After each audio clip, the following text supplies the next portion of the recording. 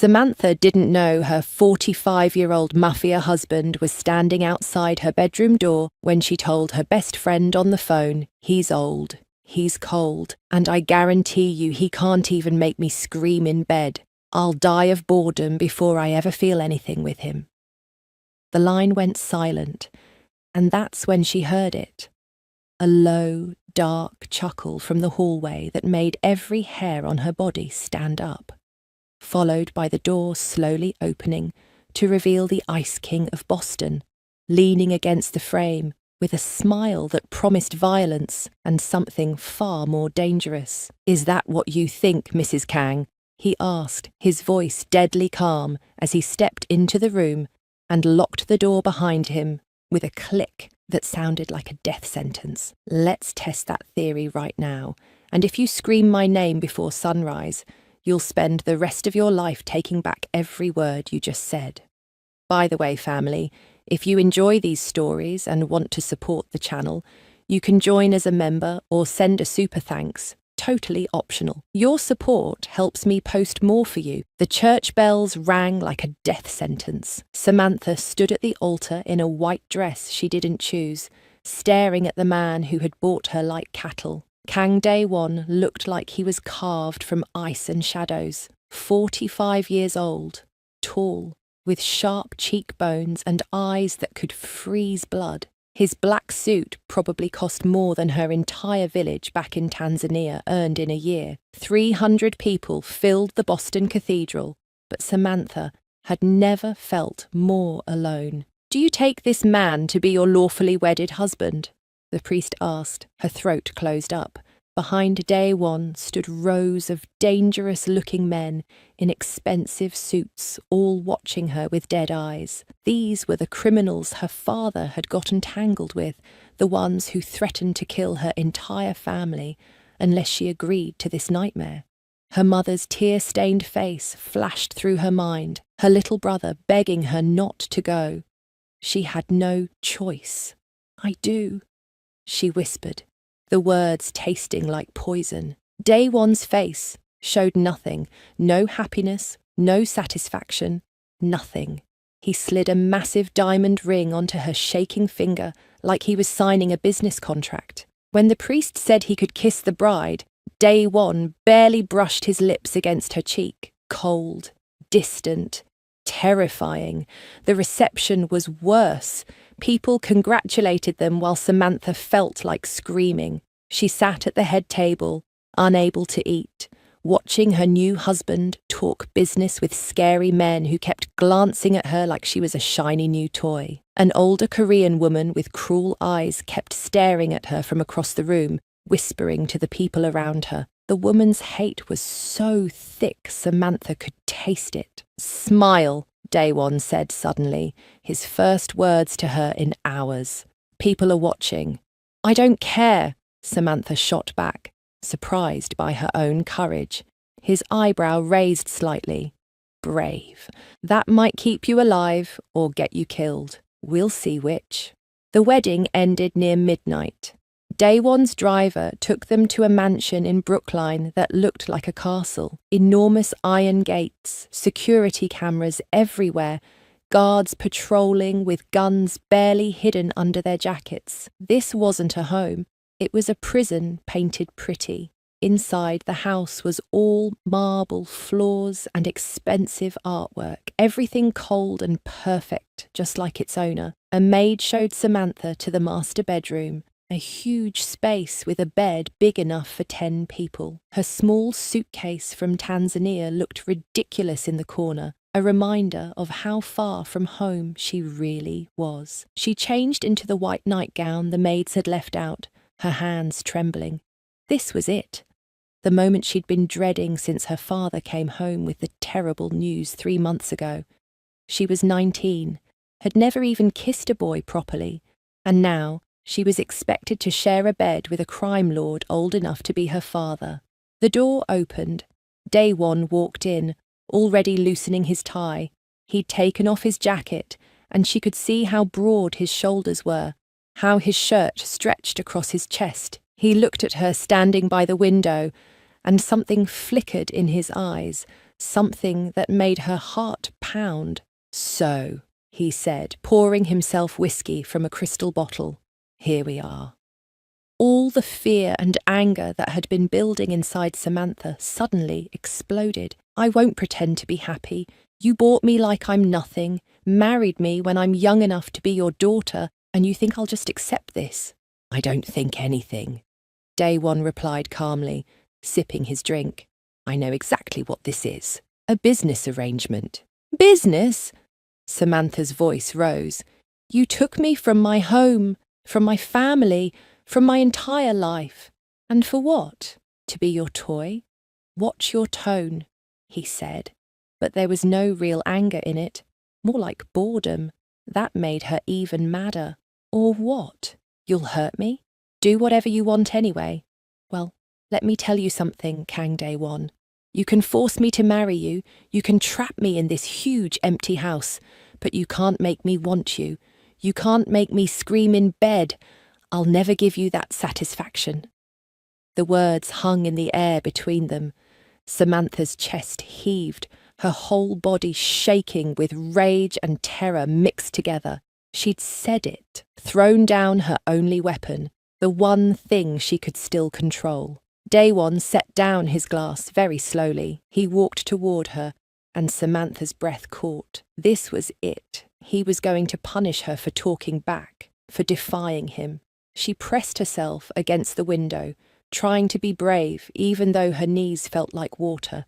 He stopped 2 feet away. Up close, she could see tiny scars on his face, marks from a violent life. His eyes, dark and unreadable, studied her like she was a puzzle he couldn't figure out. "You're right," he said quietly. Samantha blinked. "What?" "I can't make you want me. I can't force you to feel anything." He turned away, heading toward the door. "I don't want to." "Where are you going?" "To another room." "Sleep peacefully, Samantha. No one will touch you tonight." He paused at the door, his back to her. "Your family is safe now. The debt is paid. That's all this marriage needed to accomplish. But everyone expects that we will be together tonight, that you will claim your purchased bride like some medieval king." The words came out confused, almost disappointed. Though she didn't understand why, Daewon looked back at her over his shoulder. For just a second, his mask cracked, and she saw something raw underneath. Loneliness, old pain, exhaustion. "I've taken many things in my life, Samantha. I've done terrible things to survive and build my empire. But I don't take that. Not from anyone. Not ever." He pulled a key from his pocket. "This locks from the outside. You're trapped here, yes, but you're safe from me, from everyone. Sleep."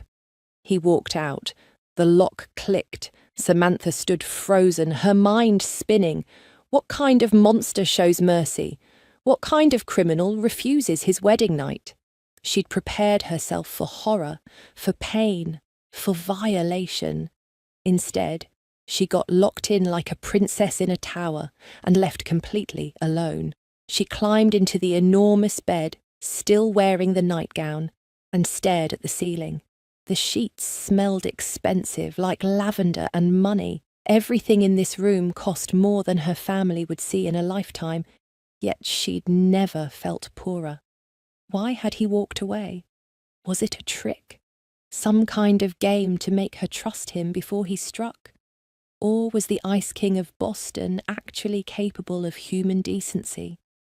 Samantha touched her lips, remembering that barely there kiss at the altar.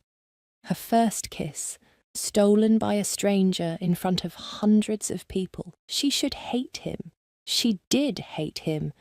But that look in his eyes just now, that flash of something broken and sad, it confused everything. Outside her locked door, she heard footsteps. Daewon pacing the hallway like a caged animal, back and forth, until finally the sound faded away. Samantha pulled the covers up to her chin. Tomorrow she would figure out how to escape this nightmare. Tonight, She would try not to think about why her heart was beating so fast, or why part of her had been disappointed when he left, or why the most terrifying man in Boston had looked at her like she was something precious he didn't deserve to break. The clock struck 1 in the morning. Her new life had begun, and nothing about it made any sense at all. Morning came too bright and too early. Samantha woke to the sound of the lock clicking open. She sat up fast, pulling the blanket to her chest, but it was just a young Korean maid carrying a breakfast tray. The woman bowed slightly, set the food on a table by the window, and left without saying a word. The lock didn't click again. The door stayed open. Samantha approached the tray carefully, half expecting poison or a trap. Instead, she found eggs cooked perfectly, fresh fruit, toast, and Tanzanian tea, her favourite kind. How did he know? Had her father told him everything about her when he sold her off? She ate slowly, watching the door. No one came. After an hour, she gathered her courage and stepped into the hallway. The mansion was enormous, with wide corridors and artwork that probably belonged in museums. Everything was too clean, too perfect, like no one actually lived here.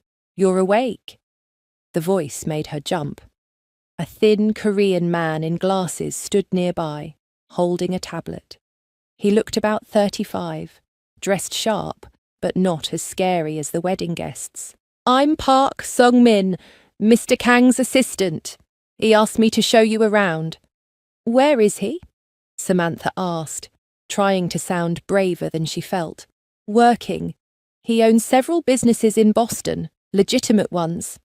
Sung-min added quickly, though his eyes said otherwise. "You have freedom of the house, the kitchen, library, garden, pool, gym, all available to you. But I can't leave." "No," he admitted.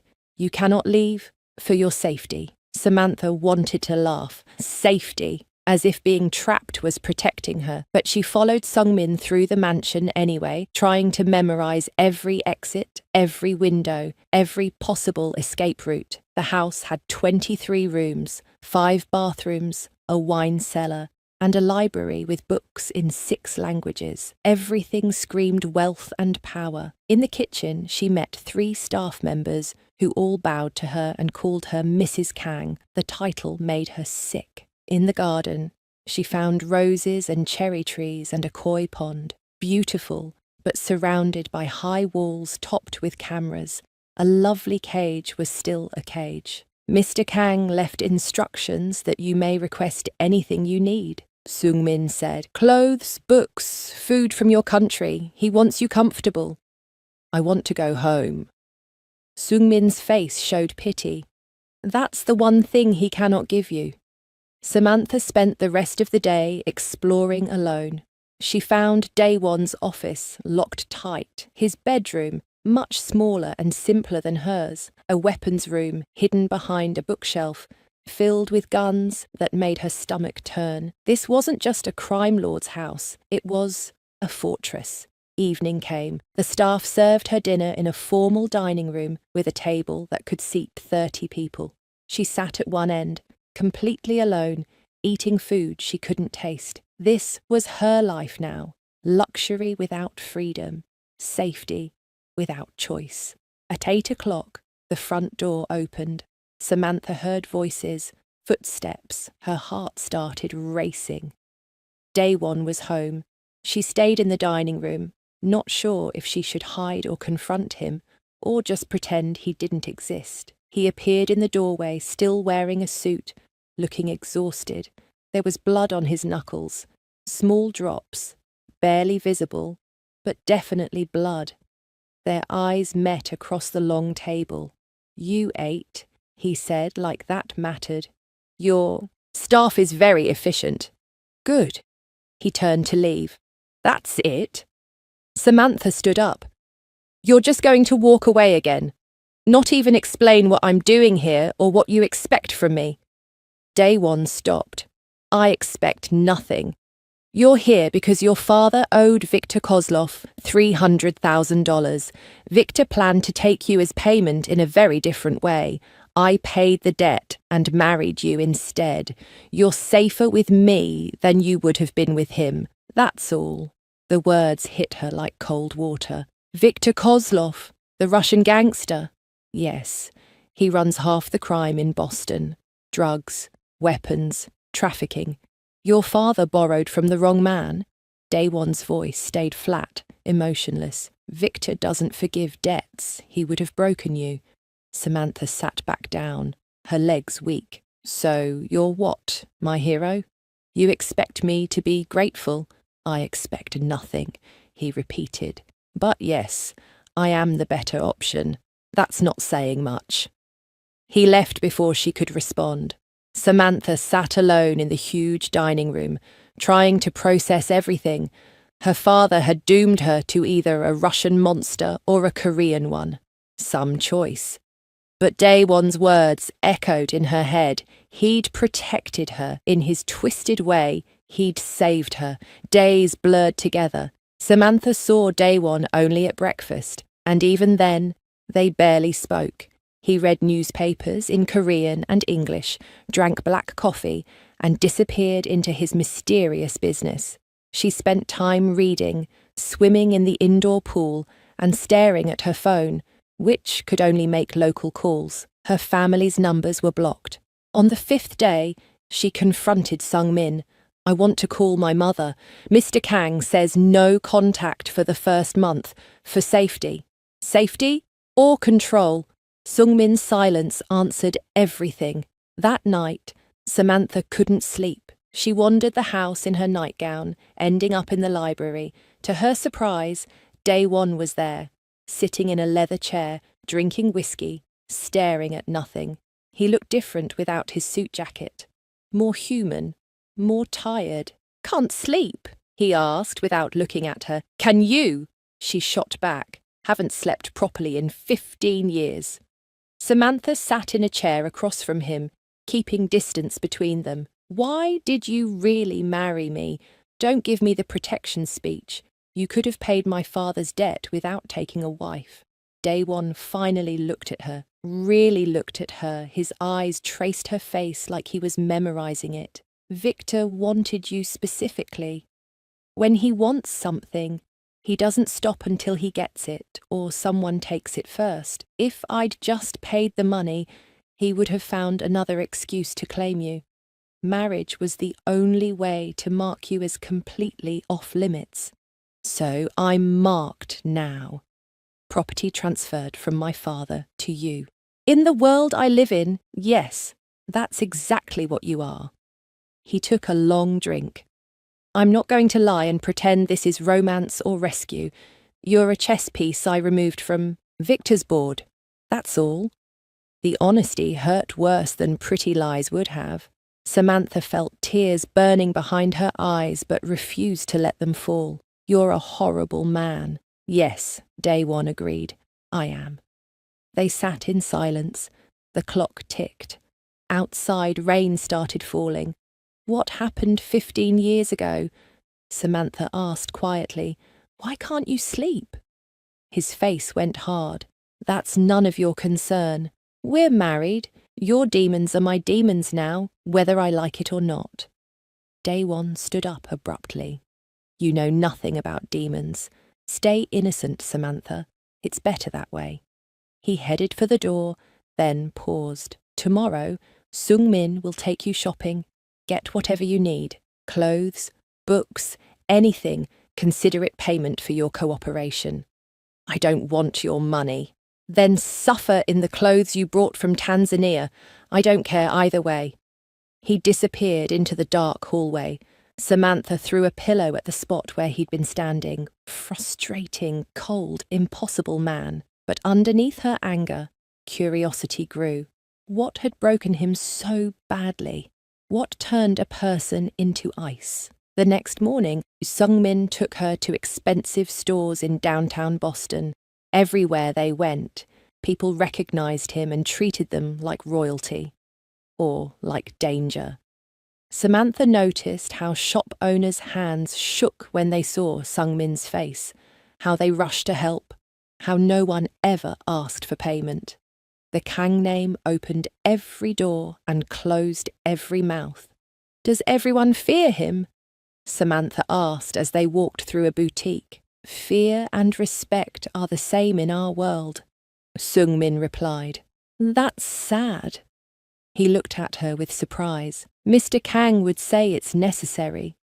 Samantha tried on dresses she never would have imagined owning, silk and cashmere and fabrics that felt like water. She hated that part of her enjoyed it, hated that she caught herself wondering if Daewon would think she looked pretty in the blue dress or the red one. They were leaving the last store when Samantha spotted a Tanzanian restaurant across the street. Her heart squeezed. "Can we go there, please?" Sung-min hesitated. "Mr. Kang wants you back before dark." "Just for a few minutes. I need to hear my language, see my people." He couldn't refuse her desperate face. They crossed the street and entered the small restaurant. The smell of home cooking hit Samantha like a wave. Ugali, nyama choma, pilau. Tears filled her eyes. An older Tanzanian woman came over, speaking Swahili, asking if they needed a table. Samantha responded in the same language, and the woman's face lit up. They talked about home, about Boston, about being far from family. It felt like medicine. For 10 minutes, Samantha forgot about her nightmare marriage and just felt human again. Then she noticed the woman's expression change. Fear crept into her eyes. She was looking past Samantha toward the door. Samantha turned. A tall white man with cold blue eyes stood in the entrance, flanked by 2 others. They weren't customers. They were predators, and they were staring right at her.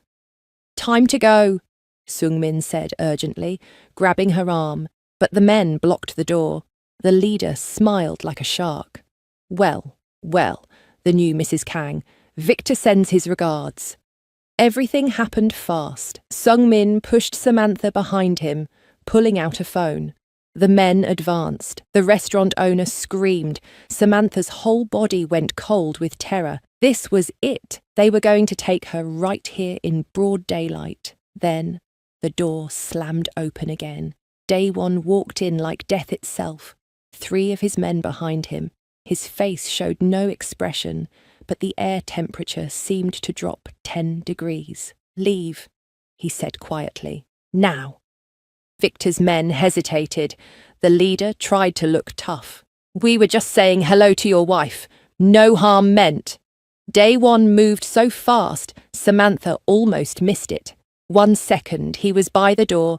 The next, his hand was around the leader's throat, slamming him against the wall. The other men reached for guns, but Daewon's men were faster.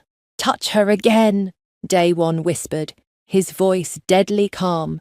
"And I'll send Victor your body parts, 1 piece at a time, starting with the parts he values most. Understand?"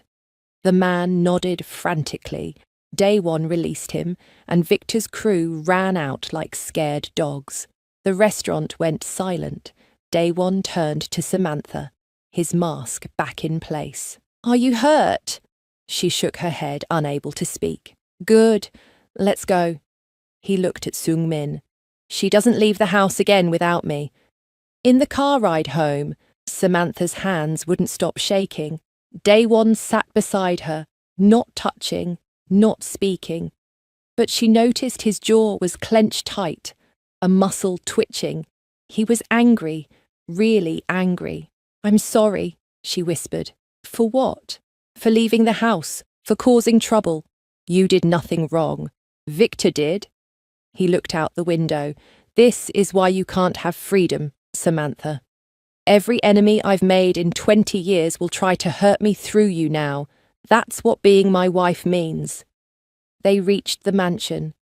As they walked inside, Samantha noticed the blood on his knuckles again. Fresh this time. He'd fought to reach her, to save her. "Thank you," she said quietly. Daewon stopped at the bottom of the stairs. He looked at her for a long moment, something complicated flickering in his eyes. "Don't thank me. This life I've forced you into almost got you killed today." But you stopped it. This time. He started up the stairs, then paused.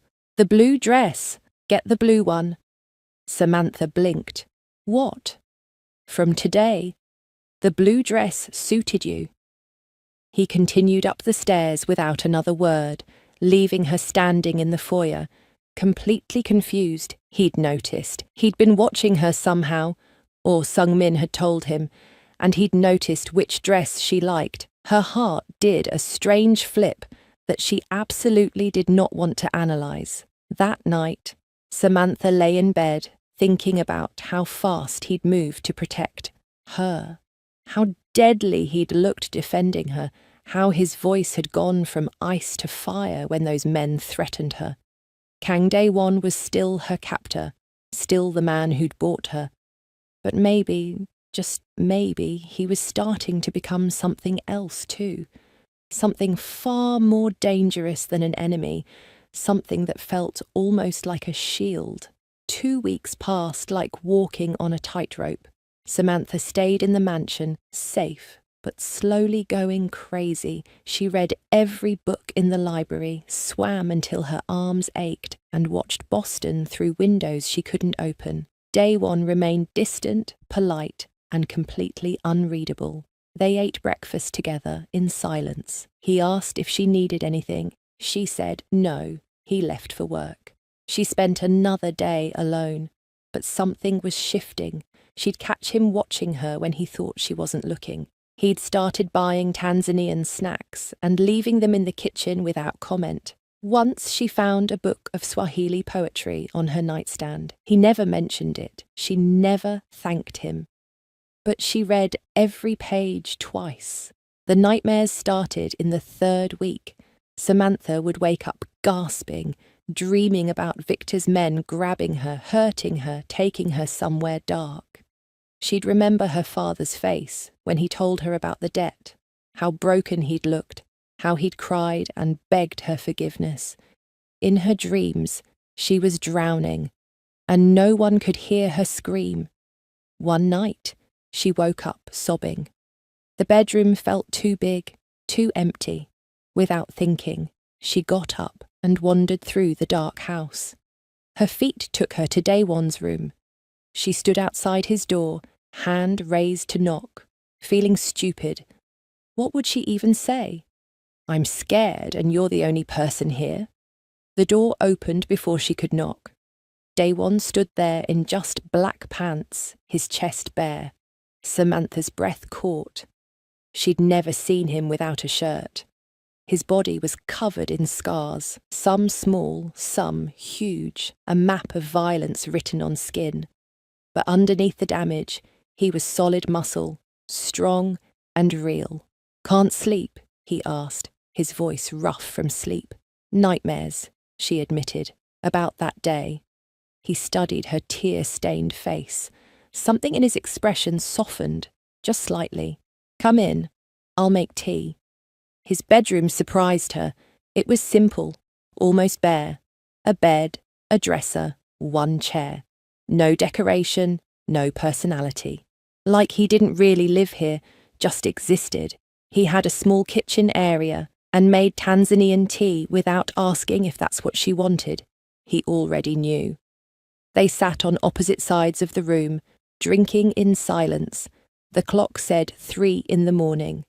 Outside, Boston slept, but inside this room, 2 strangers pretended not to be lonely. How many scars do you have? Samantha asked suddenly. I stopped counting at 50. Does it hurt? Still. Some of them, the old ones, mostly just ache when it rains. He touched a long scar across his ribs. This one almost killed me. Knife fight 8 years ago. Why do you live like this? You're rich. You could do anything, go anywhere. Why stay in this violent world? Dae-won's eyes went distant.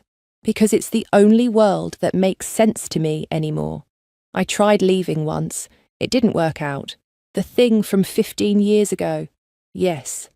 Will you tell me? He was quiet for so long, she thought he wouldn't answer. Then he spoke. his voice barely above a whisper. Her name was Yoon Seo-yoon. I was 30. She was 28. I was already in deep with the family business, but I was trying to get out, trying to go legitimate for her. We were going to get married, move away from Boston, start clean. Samantha's chest tightened. What happened? My enemies used her to get to me. Took her one night when I was away on business. By the time I found her, it was too late. His hand clenched around his cup. They'd hurt her in ways I can't describe. When I finally reached her, she was dying. Last thing she said was that she loved me and it wasn't my fault. But it was. I'd brought danger into her life. I'd killed her by loving her. Tears rolled down Samantha's face. I'm so sorry. I buried her and buried that part of myself with her. Promised I'd never let anyone close again, never risk another person's life with my presence. He looked at Samantha directly. That's why I left you alone on our wedding night. Why I keep distance. I won't make the same mistake twice. But you married me anyway. To save you from Victor. That's different. You're protection, not attachment. As long as I don't care, you're safe. The words should have hurt, but Samantha understood the logic. In his broken mind, not caring was love. Distance was protection. He'd turned himself to ice to keep from burning anyone else. That's a lonely way to live, she said softly. Loneliness doesn't kill people. I do. They sat in heavy silence. Samantha wanted to argue, to tell him he deserved happiness, that his past didn't have to be his future. But she didn't have the right. She barely knew him, and part of her was starting to care in ways that terrified her. The nightmares will pass, Daewon said finally. Your mind is processing trauma. Give it time. Do yours ever pass? Your nightmares? No, but I deserve mine. Samantha stood up. Thank you for the tea, and for telling me.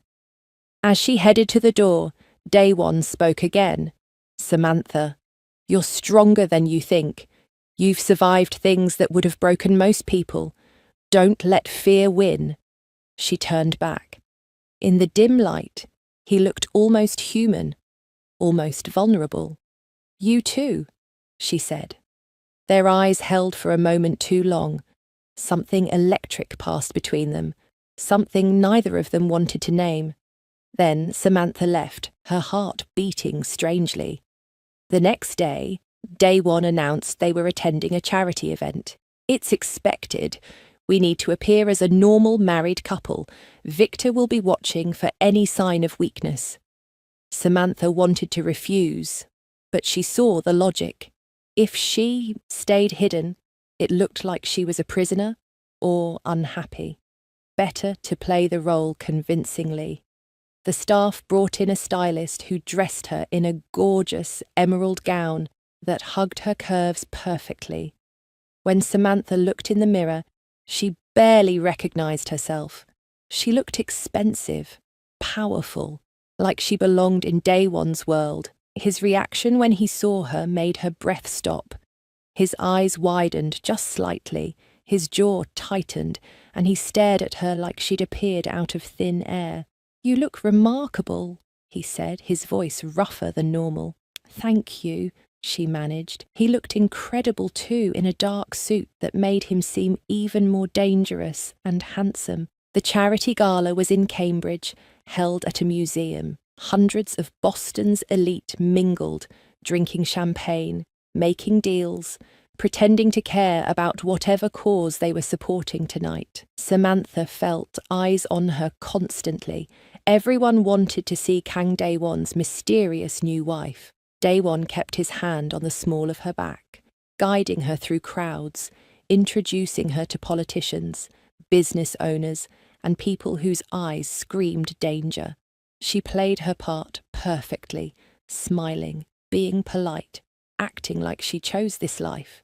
Then Victor Kozlov appeared. He was shorter than Samantha expected, maybe 55, with silver hair and eyes like a dead fish. He approached with a beautiful woman on his arm, his smile friendly but his gaze predatory. Kang, my friend. Congratulations on your marriage. His eyes slid to Samantha. Such a beautiful bride.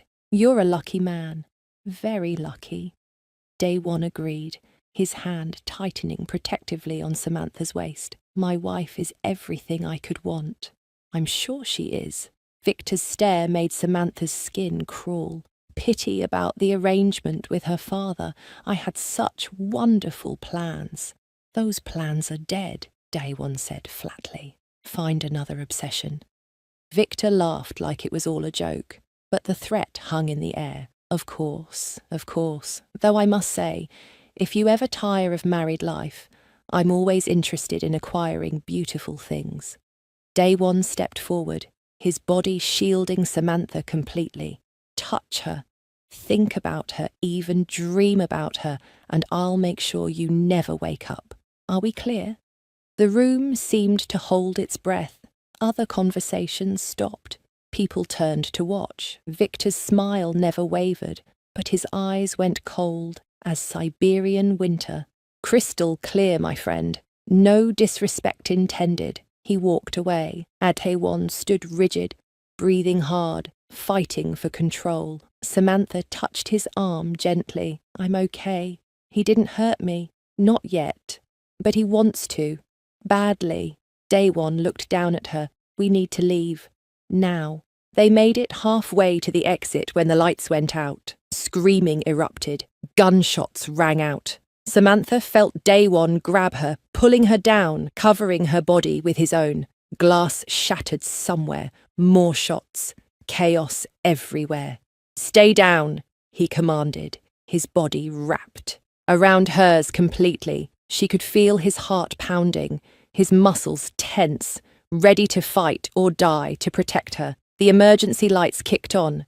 Daewon's men surrounded them instantly, forming a human shield. Boss! We need to move! Sungmin shouted. They rushed toward a side exit. Behind them, more gunfire. Daewon kept Samantha pressed against his chest, moving fast, but keeping her covered. They burst out into an alley where their car waited. He shoved her inside, dove in after her, and the driver peeled away. Only when they were blocks away did Daewon let go. Samantha was shaking uncontrollably. What happened? Who was shooting? Victor sending a message. If he can't have you, he'll try to kill you. Blood ran down Daewon's arm. He'd been hit. You're hurt. Samantha grabbed his arm, her hands shaking. It's nothing. Just grazed me. It's not nothing. You're bleeding. Back at the mansion, Samantha insisted on cleaning his wound. In the bathroom, under bright lights, she carefully washed the bullet graze on his shoulder. It wasn't deep, but it had to hurt. Daewon sat perfectly still, watching her hands work, watching her worried face. Why did you cover me? She asked quietly, dabbing antiseptic on the wound. You could have been killed. That's my job, protecting you. No, your job was to marry me and keep my family safe. You did that. You don't owe me your life. His hand caught hers, stopping her movement. Their faces were inches apart. She could see flecks of gold in his dark eyes, could feel the heat of his body, could smell his cologne mixed with gunpowder and blood. Maybe I want to protect you anyway, he said, his voice low and rough. Why? I don't know. The air between them crackled with something dangerous. Samantha's heart raced. She shouldn't want this, shouldn't want him. He was still her captor, still the man who'd taken her freedom. But he'd also saved her life twice now, had shared his deepest pain, had looked at her like she mattered. Daewon's thumb brushed across her cheek, gentle despite his scarred hands. You're crying again. I almost lost you tonight. You don't have me. We're not real, remember? Then why does it feel real? He didn't answer. Instead, he leaned forward slowly, giving her time to pull away. Samantha didn't move, couldn't move.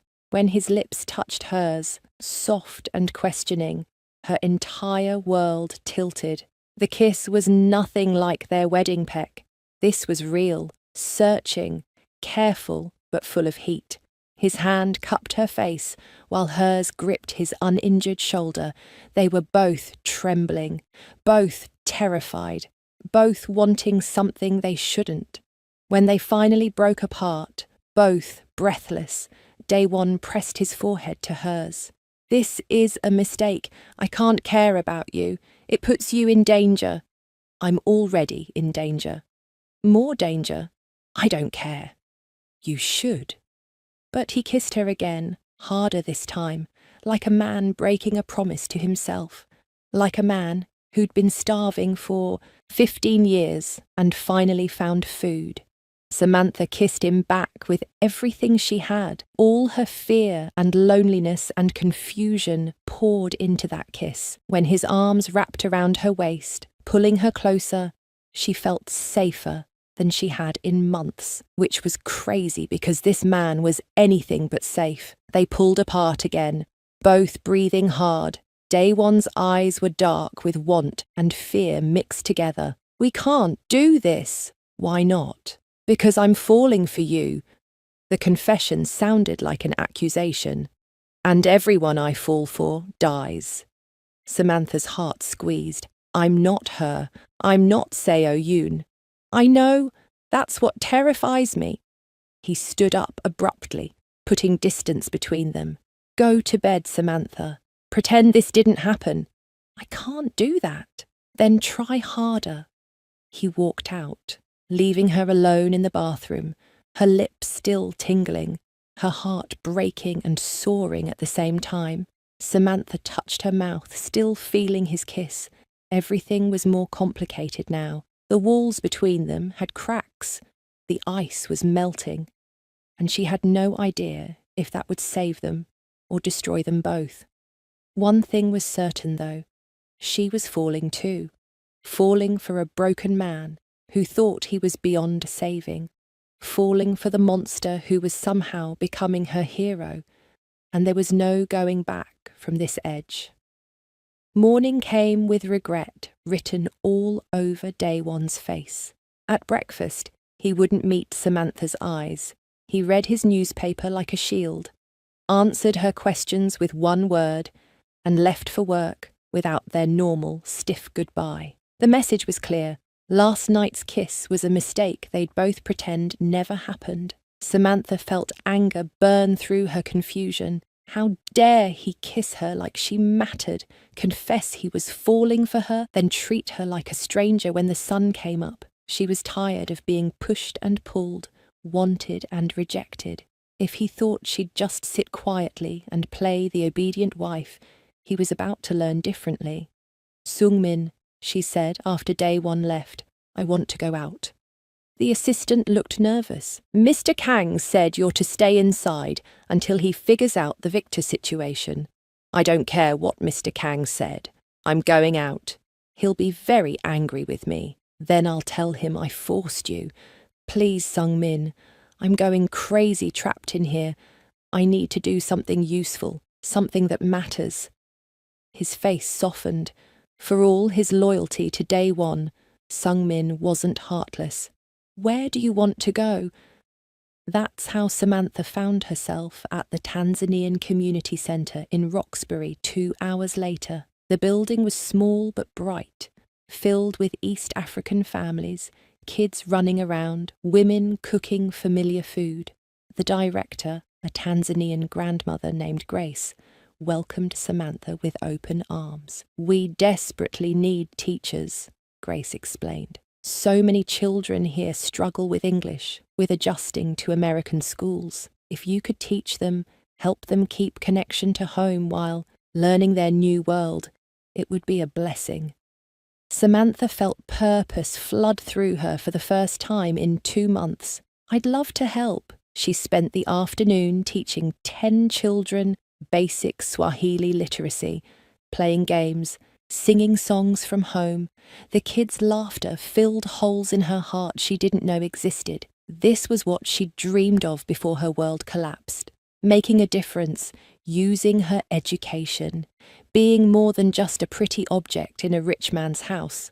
When Sung Min finally said they needed to leave, Samantha promised the children she'd come back. Grace hugged her tight.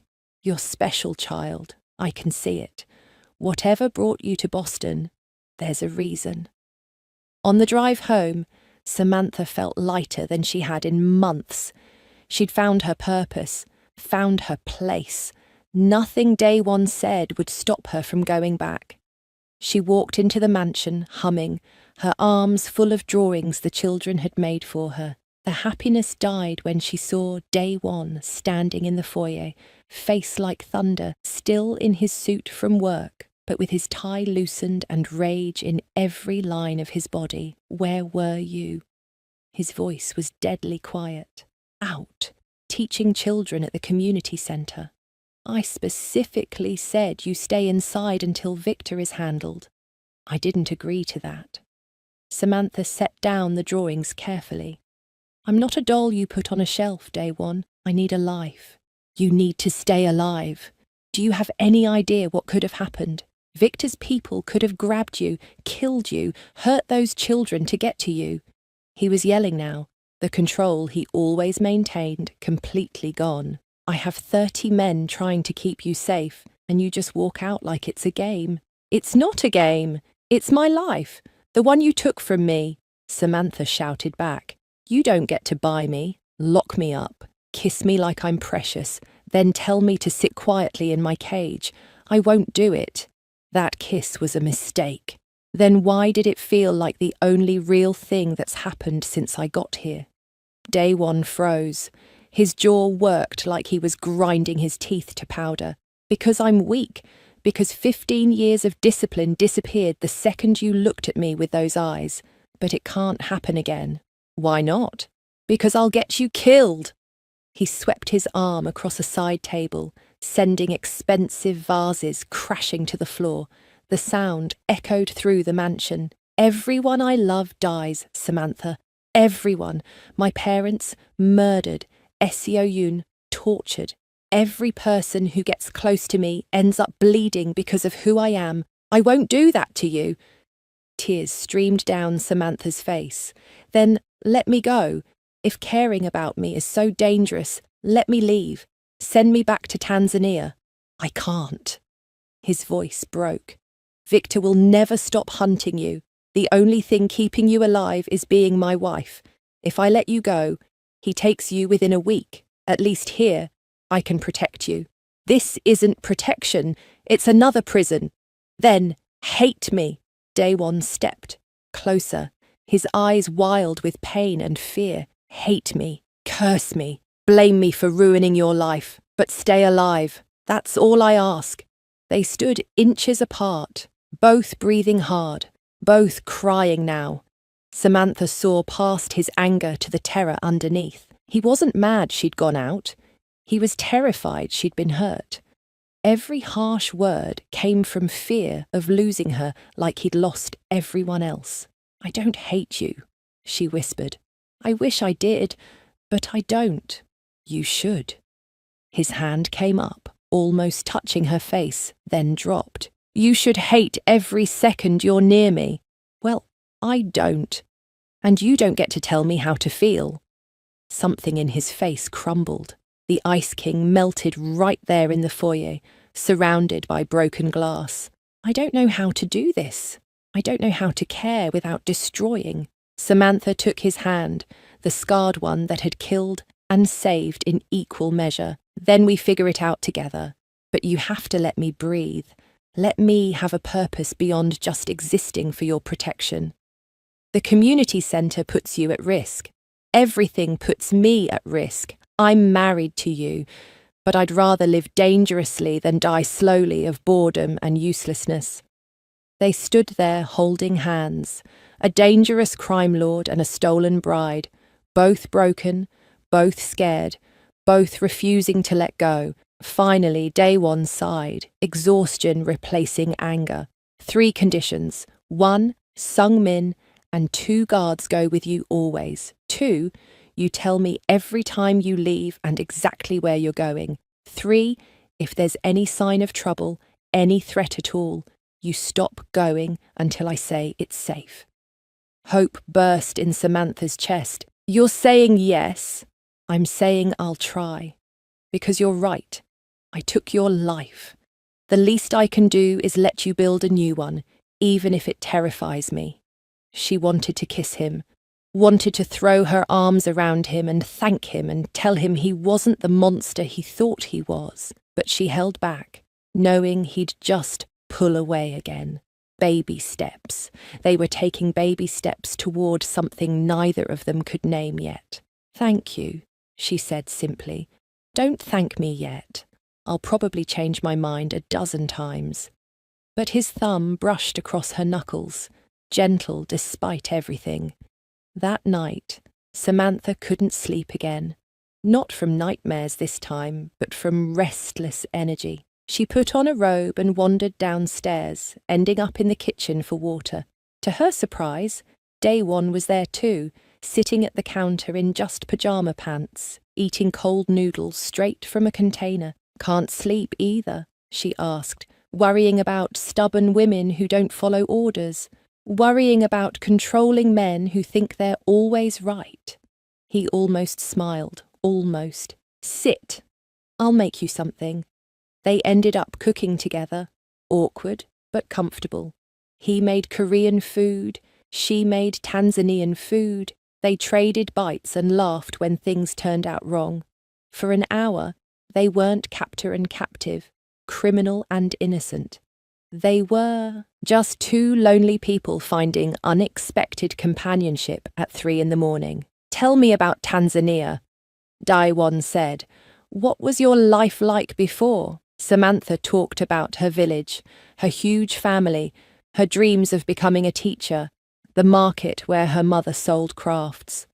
She talked until her throat hurt, and he listened to every word, his eyes never leaving her face.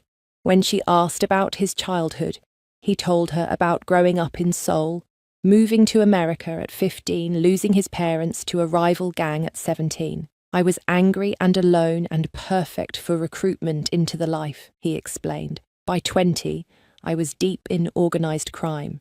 By 25, I ran my own crew. By 30, I controlled half of Boston's underground. And then I met Seo Yun and thought maybe I could change. Clearly, I was wrong. You weren't wrong. They were. The people who hurt her. I enabled it by being who I am. So change now. Become someone different. He looked at her like she'd suggested he fly. It's not that simple. Nothing is, but you could try.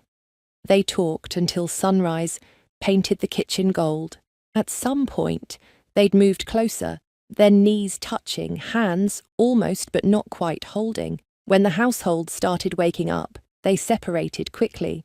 But something had shifted again. The walls had more cracks. The ice was melting faster. Over the next 2 weeks, they fell into a new rhythm. Daewon went to work, but he came home earlier. Samantha went to the community centre 3 times a week, teaching and helping and feeling human again. They ate dinner together, actually talking instead of sitting in silence. He told her about his businesses, the legitimate and the less legitimate. She told him about the children, about Grace, about her dreams. They didn't kiss again, didn't touch beyond accidental brushes, but the tension between them grew until it filled every room. Samantha would catch him staring at her over dinner. He'd catch her watching him read. They orbited each other like planets, drawn together, but scared to collide.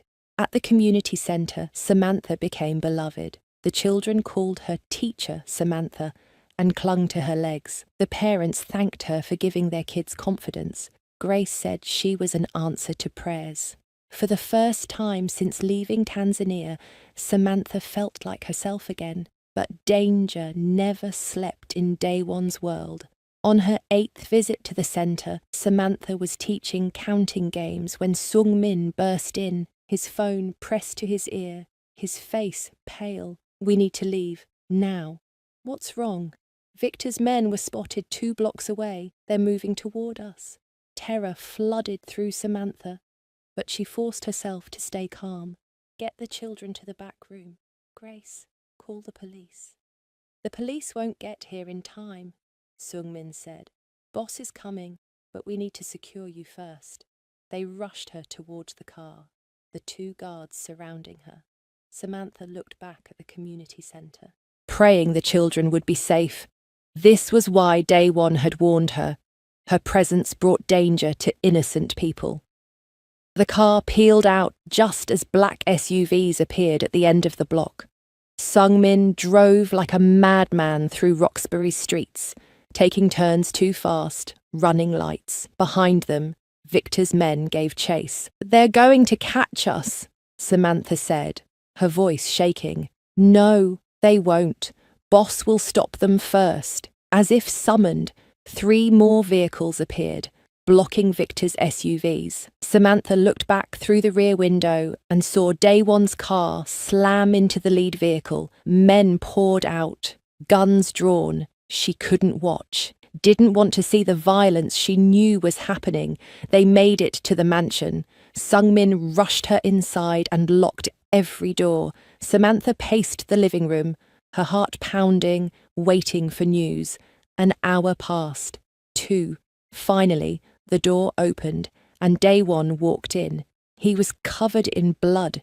His suit was torn, his knuckles were raw, but he was alive. Samantha ran to him without thinking, throwing her arms around him. You're okay! Oh God, you're okay! He stood rigid for a second. Then his arms came around her, holding her so tight she could barely breathe. You're safe. That's all that matters. Is anyone hurt? The children. Everyone's fine. Victor's men are handled. They won't bother the centre again. Handled how? You don't want to know. She pulled back to look at his face. Blood was spattered across his cheek, but his eyes were gentle on her. You killed people for me today. I've killed people for less. This was worth it. Samantha should have been horrified, should have run from this man who dealt death so casually. Instead, she felt overwhelming gratitude and something warmer, something dangerous. He'd become her protector in truth, not just in name, and she'd stopped seeing the monster. She only saw the man who'd do anything to keep her safe. Let me clean you up, she said softly. In the bathroom, she gently washed blood from his hands, his face, and his neck. He watched her the entire time, something raw and hungry in his gaze. When she finished, they stood close, breathing each other's air. I can't keep doing this, Daewon said. I can't keep pretending I don't want you. Then stop pretending. If I touch you again, I won't stop. I've been holding back for weeks, Samantha. If these walls come down, there's no rebuilding them. Her heart raced. Maybe they shouldn't be rebuilt. His restraint snapped. He kissed her like a drowning man finding air, desperate and deep. Samantha kissed back with equal hunger, her hands tangling in his hair, his arms crushing her against him. This wasn't gentle or careful. This was need and fear and longing released all at once. They broke apart, both gasping. My room, he managed, unless you want to stop. I don't want to stop. He lifted her easily, carrying her to his simple bedroom, kicking the door closed behind them. They fell onto his bed, together, all the weeks of tension finally breaking free. Everything changed that night in his room, in his bed, in his arms. They weren't perfect or practiced, but they were real. And when morning came, neither of them regretted breaking the walls between them. Sunlight woke Samantha slowly, warmly, differently than any morning before. She was wrapped in strong arms, her head resting on a scarred chest that rose and fell with steady breathing. Daewon's bed, Daewon's embrace. The night came flooding back, making her cheeks burn. They'd crossed every line, shattered every boundary, and she didn't regret a single moment. His hand moved slowly up her bare back, tracing patterns on her skin. You're awake, he said, his voice rough with sleep. So are you. I've been awake for an hour. watching you sleep, trying to figure out if I'm dreaming." Samantha lifted her head to look at him. His face was softer than she'd ever seen it, the harsh lines smoothed by something that looked almost like peace. "Are you sorry?" "No." He cupped her face gently. "I should be. This makes everything more complicated and dangerous. But I'm not sorry." "Good. Neither am I." He kissed her slowly, thoroughly, like they had all the time in the world. When they finally broke apart, both breathless, his eyes had gone dark with want again. "We should get up, face reality. Or we could stay here a little longer." His answer was to roll her beneath him, his mouth finding hers again, his hands exploring like he was memorizing every inch of her. Morning disappeared in heat and need and whispered words that meant everything. Later, much later, they finally emerged from his room. The household staff pretended not to notice Samantha wearing Daewon's shirt, her hair messy, her lips swollen from kissing. Seungmin took one look at them together and smiled knowingly. "Good morning, Mr. Kang, Mrs. Kang." The emphasis on her title made Samantha blush. "Coffee," Daewon said, his hand finding Samantha's naturally, fingers intertwining. "Strong." They ate breakfast together, actually sitting next to each other instead of at opposite ends of the table. His hand stayed on her knee. She leaned into his shoulder. Everything felt different, lighter, real. For the first time since their forced marriage, they looked like an actual couple. "I need to handle some business today," Daewon said reluctantly, "but I'll be home early. We should talk about where this goes from here." "Where do you want it to go?" "Everywhere, which terrifies me." He kissed her forehead. "But I'm done fighting it. You're mine now, Samantha. Truly mine, and I'm yours. We'll figure out the rest together." The words should have scared her, should have reminded her he'd bought her, forced her into this marriage. But that old anger had transformed into something else. Choice. She was choosing him now, choosing this, choosing them. He left for work with one more long kiss that made her knees weak. Samantha floated through the morning, helping in the kitchen, humming songs, feeling like a completely different person than the terrified girl who'd stood at that altar 2 months ago. Her phone rang at noon. Unknown number. She almost didn't answer, but curiosity won. "Hello? Mrs. Kang, how lovely to finally speak with you directly." The voice was female, cold, cultured. "My name is Lee Hyejin. I'm an old friend of your husband's." Samantha's stomach dropped. Something about the woman's tone felt like poison. "What do you want?" "Just to welcome you to the family, so to speak. Daewon and I have such history together. 7 years working side by side, building his empire. We were quite close, in every way." The implication hit like a slap. That's in the past. "Is it? Men like Daewon don't change, sweetheart. He collected you like he collects everything. Another possession, another tool." Hyejin's laugh was sharp. "Did he tell you about me, about what we had? Or did he conveniently forget to mention the woman who knows him better than anyone?" "I don't believe you. You don't have to. But ask yourself why he married a teenager from Tanzania when he could have any woman. Why you? What purpose do you serve beyond making Victor jealous?" Her voice dropped lower. "You're a pawn, dear. Nothing more. And when this game ends, pawns are always sacrificed first." The call ended.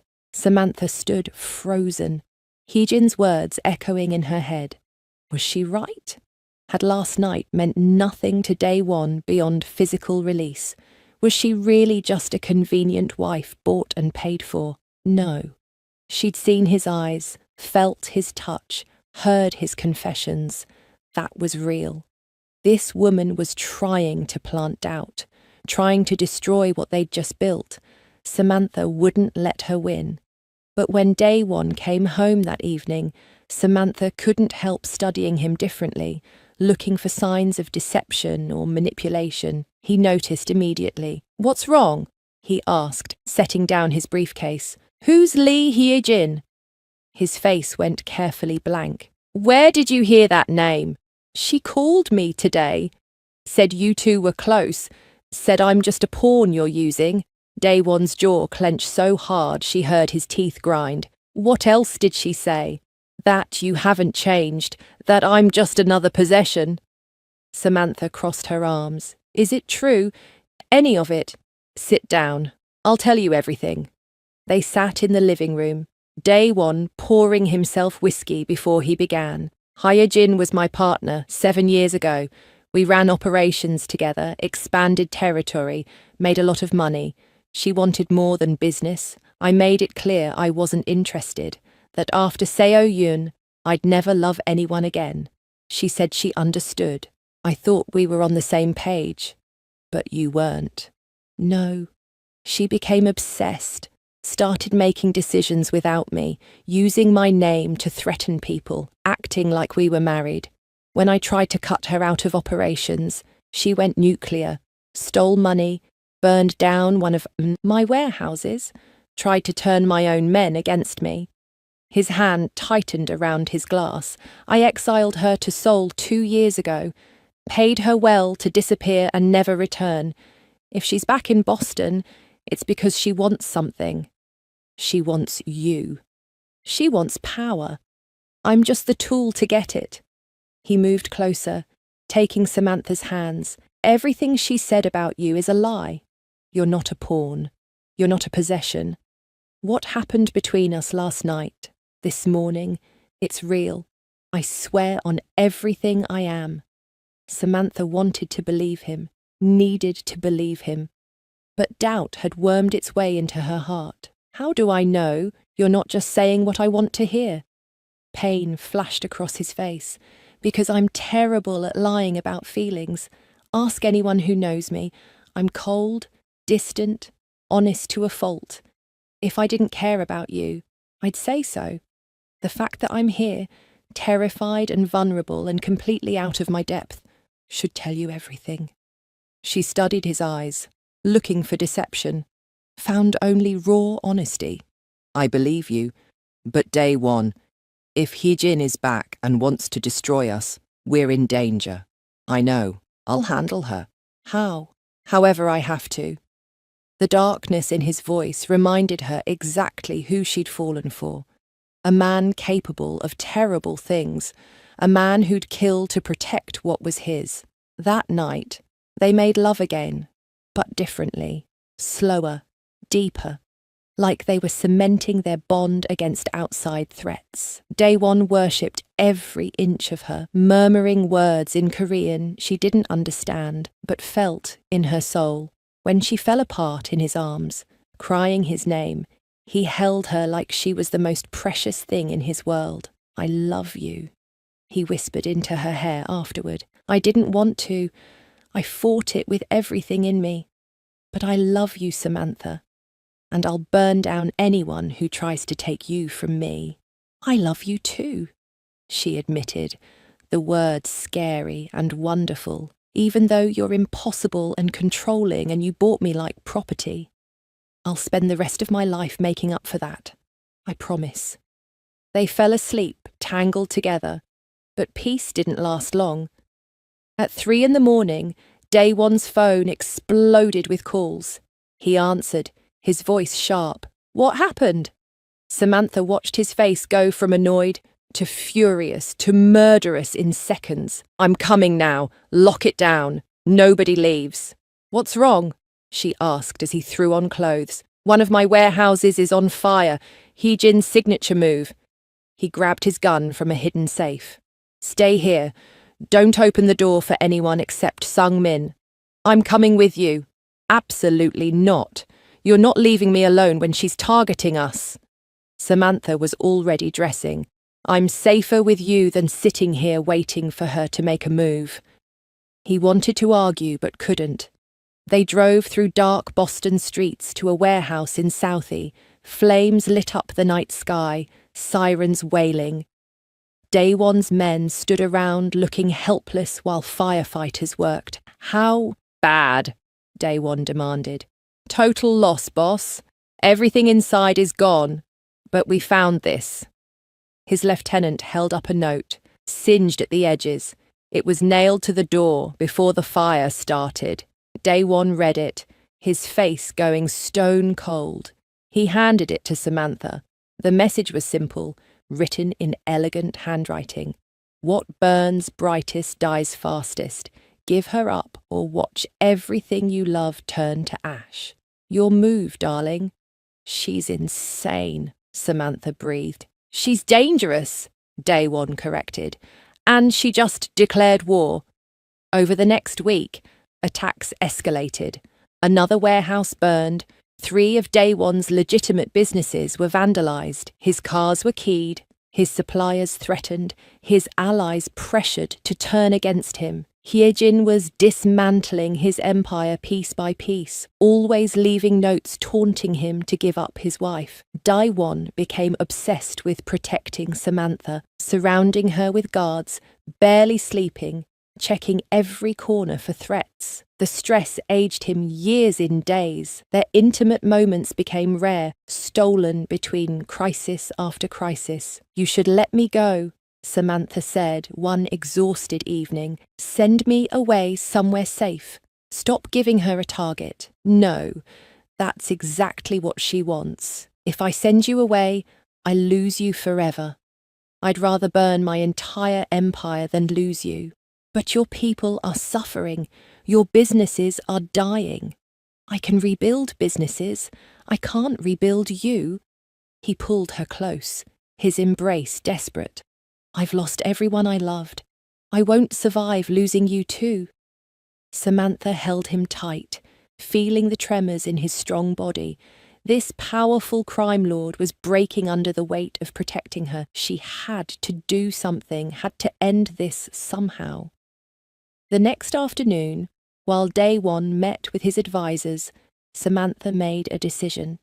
She called the number Hyejin had used before. The woman answered on the first ring. Well, the little wife wants to chat. Meet me, just us. No guards, no weapons. Let's talk woman to woman. Hyejin laughed. Brave, stupid but brave. Fine. Boston Common, the fountain, 1 hour. Come alone or I disappear. Samantha left a note for Daewon and slipped out through the garden, avoiding the guards. She took a taxi to Boston Common, her heart pounding. This was reckless, dangerous, probably suicidal, but she had to try to end this without more violence. Hyejin waited by the fountain, stunning in a red coat, her black hair perfect, her smile cruel. She looked about 40, beautiful and cold as ice. So, the mouse has teeth. I'm impressed. What do you want, really?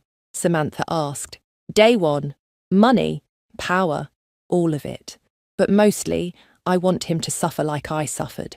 Loving someone who'll never love you back. It destroys you slowly. Hyejin circled Samantha like a predator. You're young and pretty, and everything I wasn't. He looks at you the way he never looked at me. So, yes, I want you gone. I want him devastated. I want everything he built to crumble. That's not love. That's obsession. Call it what you want, but I've already won, sweetie. Look behind you. Samantha turned. 3 men stood there blocking her escape. Victor's men. Her blood turned to ice. You're working with Victor. Of course. The enemy of my enemy and all that. We both want to destroy Daewon. Combining our resources made sense. Hyejin nodded to the men. Take her. Let's see how the Ice King melts when his little wife screams. Samantha tried to run, but they caught her easily, dragging her toward a black van. She screamed, fought, kicked, but they were too strong. A cloth covered her face, sickeningly sweet smell filling her nose. The world went fuzzy, then dark. Her last thought before consciousness left was Daewon's face. and how badly she'd just broken her promise to stay safe. Samantha woke to darkness and pain. Her head throbbed where they'd hit her. Her wrists were tied behind her back, rough rope cutting into skin. She was sitting on a cold concrete floor in what looked like an abandoned building, moonlight trickling through broken windows. Every muscle in her body ached. "She's awake!" Victor's voice came from the shadows. He stepped into the light, flanked by guards, his smile pleasant and terrifying. "Welcome, Mrs. Kang. We've been waiting." Samantha's throat was dry, but she forced words out. "Day one will kill you for this. Eventually, perhaps. But first, he'll suffer. That's the real goal here." Victor crouched down to her level. "You see, Hee-jin wants him emotionally destroyed. I want him dead. Together, we get both. You're the perfect bait. He won't fall for it. He's too smart. He's already falling for it." Victor showed her his phone, a photo of her unconscious being loaded into the van. "We sent this to him 3 hours ago with a simple message. His empire or his wife. He has 24 hours to decide." Terror flooded through Samantha, but she kept her face steady. "He'll choose his empire. He's a businessman first. We'll see. Hye-jin seems convinced he's gone soft for you. If she's right, this will break him beautifully." Victor stood up. "Make yourself comfortable. You'll be here a while." They left her alone in the dark room, one guard by the door. Samantha tested the ropes, trying to loosen them, but whoever tied these knots knew what they were doing. She was trapped, helpless, exactly what she'd sworn she'd never be again. Hours crawled by. Her shoulders screamed from the awkward position. Hunger and thirst made her dizzy, but worse than physical pain was the guilt eating her alive. She'd been so stupid, thinking she could handle Hye-jin alone. Now day one had to choose between everything he'd built and saving her, and she had no idea which he'd pick. Meanwhile, across the city, day one was coming apart.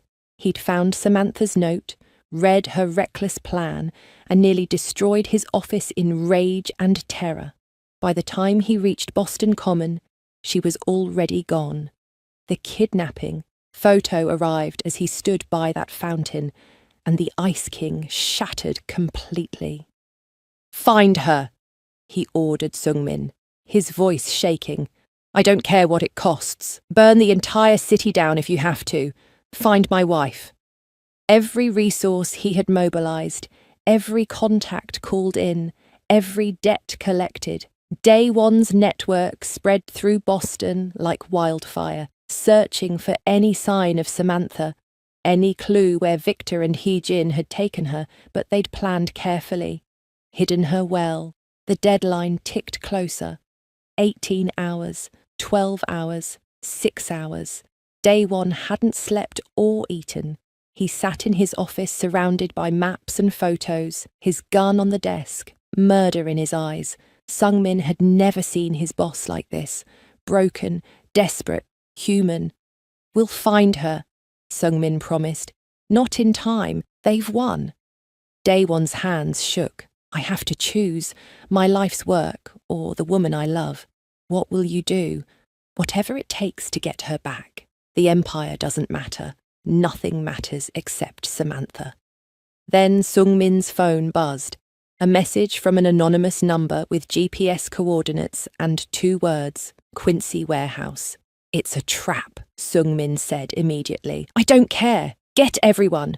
We're going in."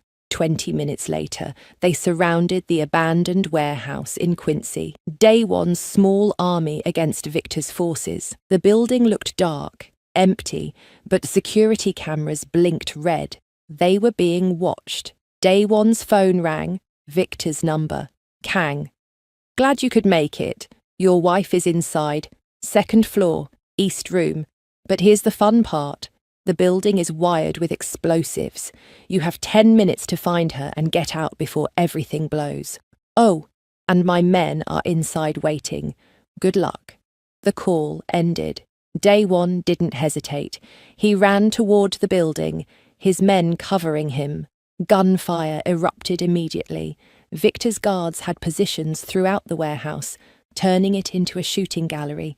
But Daewon fought through them like a man possessed, taking hits but not stopping, not slowing, thinking only of Samantha. He reached the second floor, blood running down his arm from a graze. East room. He kicked the door open. Samantha was there, tied to a chair, tape over her mouth, her eyes wide with terror and relief. "I've got you," he said, rushing to her, cutting the ropes with his knife. "I've got you. You're safe now." She fell into his arms, sobbing. "I'm sorry. I'm so sorry. I thought I could end it. No time. We need to run. Now." He scooped her up and ran for the stairs. Behind them, Victor's voice echoed over speakers. 5 minutes. They made it to the first floor. More guards blocked the exit. Daewon set Samantha down, shielded her with his body, and fired with deadly accuracy. His men pushed forward, clearing a path. They burst out of the building with seconds to spare. The explosion was massive. The warehouse erupted in flames and thunder, glass shattering, walls collapsing. Daewon threw himself over Samantha, protecting her from the blast. Heat and debris rained down. Then silence except for crackling fire. He lifted his head. "Are you hurt?" "No." "You?" "I'm fine."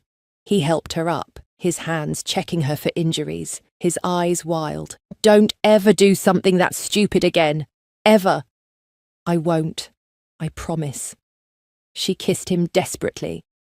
"I thought I'd never see you again. I'd tear the world apart to find you. Don't you understand that yet?" He held her face between his bloody hands. "You're everything, Samantha, everything." Around them, the warehouse burned. Victor's men were either dead or scattered, but this wasn't over. Victor and Hyejin had escaped. They were still out there, still dangerous. Back at the mansion, doctors checked Samantha, while Daewon prowled like a caged animal, refusing treatment for his own wounds until she was cleared. When the doctors finally left, he collapsed next to her on the bed, exhausted and shaking. "I failed you," he said quietly. "I promised to protect you and I let them take you." "You saved me! That's what matters." "I almost didn't. If that tip about the location had been wrong, if we'd been 1 minute slower, you'd be dead. Because of me. Because you're connected to me." Samantha took his face in her hands, forcing him to look at her. "Stop blaming yourself. We're both alive. We're both here. That's what matters." But over the next days, despite her words, something changed. Daewon became distant again, pulling back emotionally even while staying physically close. He assigned more guards, tightened security, but the warmth between them cooled. He was protecting her body while cutting off his heart. "Talk to me," Samantha begged one night. "Don't shut me out. I can't lose you again. The only way to prevent that is to keep distance.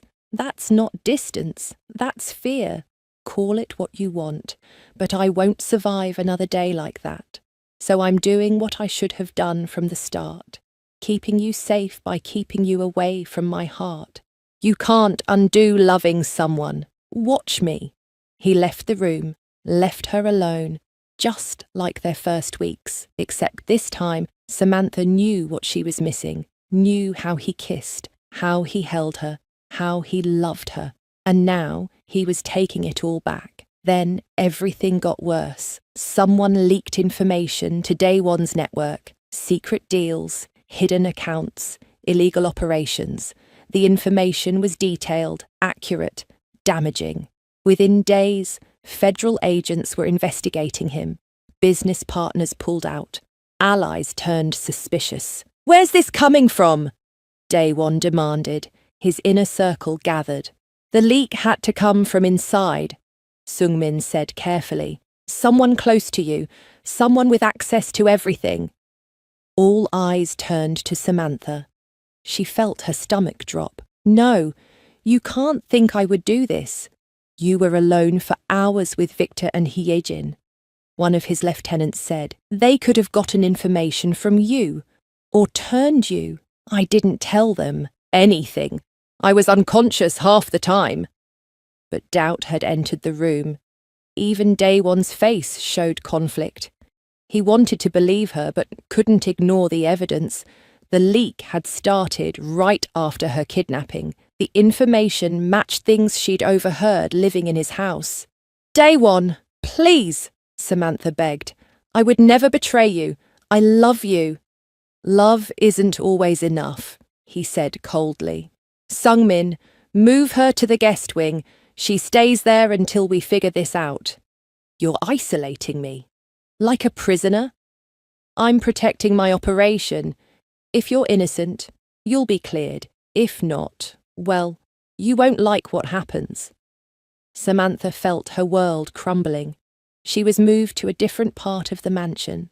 Guards outside her door, treated like a criminal. Even the staff looked at her with suspicion.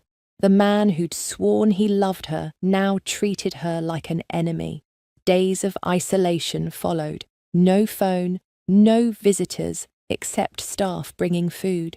Samantha spent hours crying, then got angry, then determined. She was innocent. She would prove it. But how? Finally, Sungmin visited. I don't believe you're guilty, he said quietly. But I need you to think.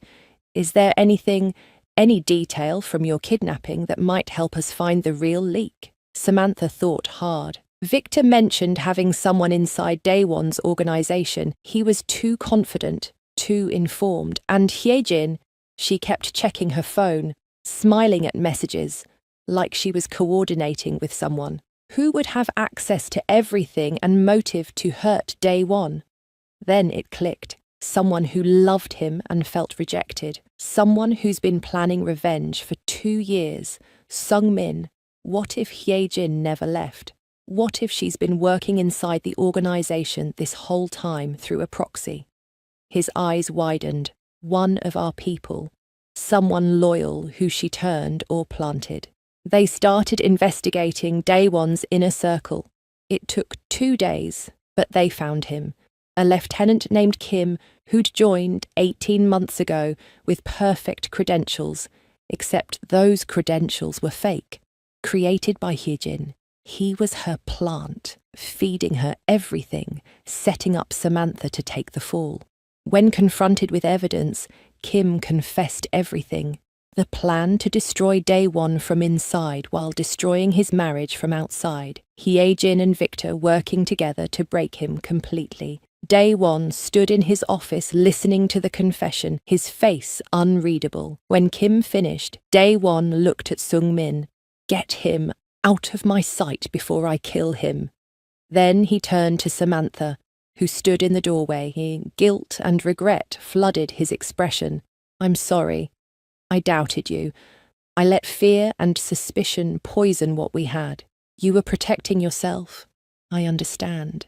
No, I was being a coward. After everything we've been through, I should have trusted you. Instead, I threw away the best thing in my life because I'm too damaged to recognize love when it's standing right in front of me. Samantha wanted to stay angry, wanted to make him suffer for doubting her, but she saw the pain in his eyes, the self-hatred, the fear of losing her forever. We both made mistakes. I went to meet Hyejin alone. You doubted me. We're even. We're not even close to even. But if you'll forgive me, I'll spend every day making it up to you. She walked into his arms. He held her like she might disappear. I forgive you, but Daewon, we can't keep doing this. Trusting, then doubting, then trusting again. Either we're together for real, completely, or we end this now. Together. Completely. No more walls, no more distance. He kissed her forehead. I'm done fighting what we have. You're my wife, my partner, my everything, and I'll prove it. That night they talked until dawn, laying everything bare, their fears, their hopes, their damaged hearts trying to heal together.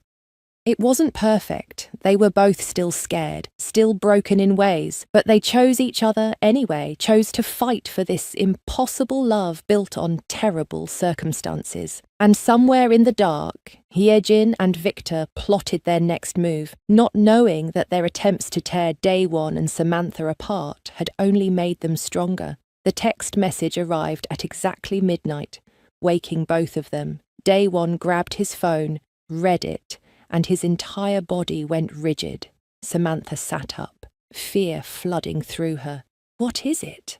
Victor has Grace, the woman from your community centre, says if we don't come alone to this address in 1 hour, he'll kill her and every family she's ever helped. His voice was deadly calm, but his hands shook with rage. He's forcing our hand.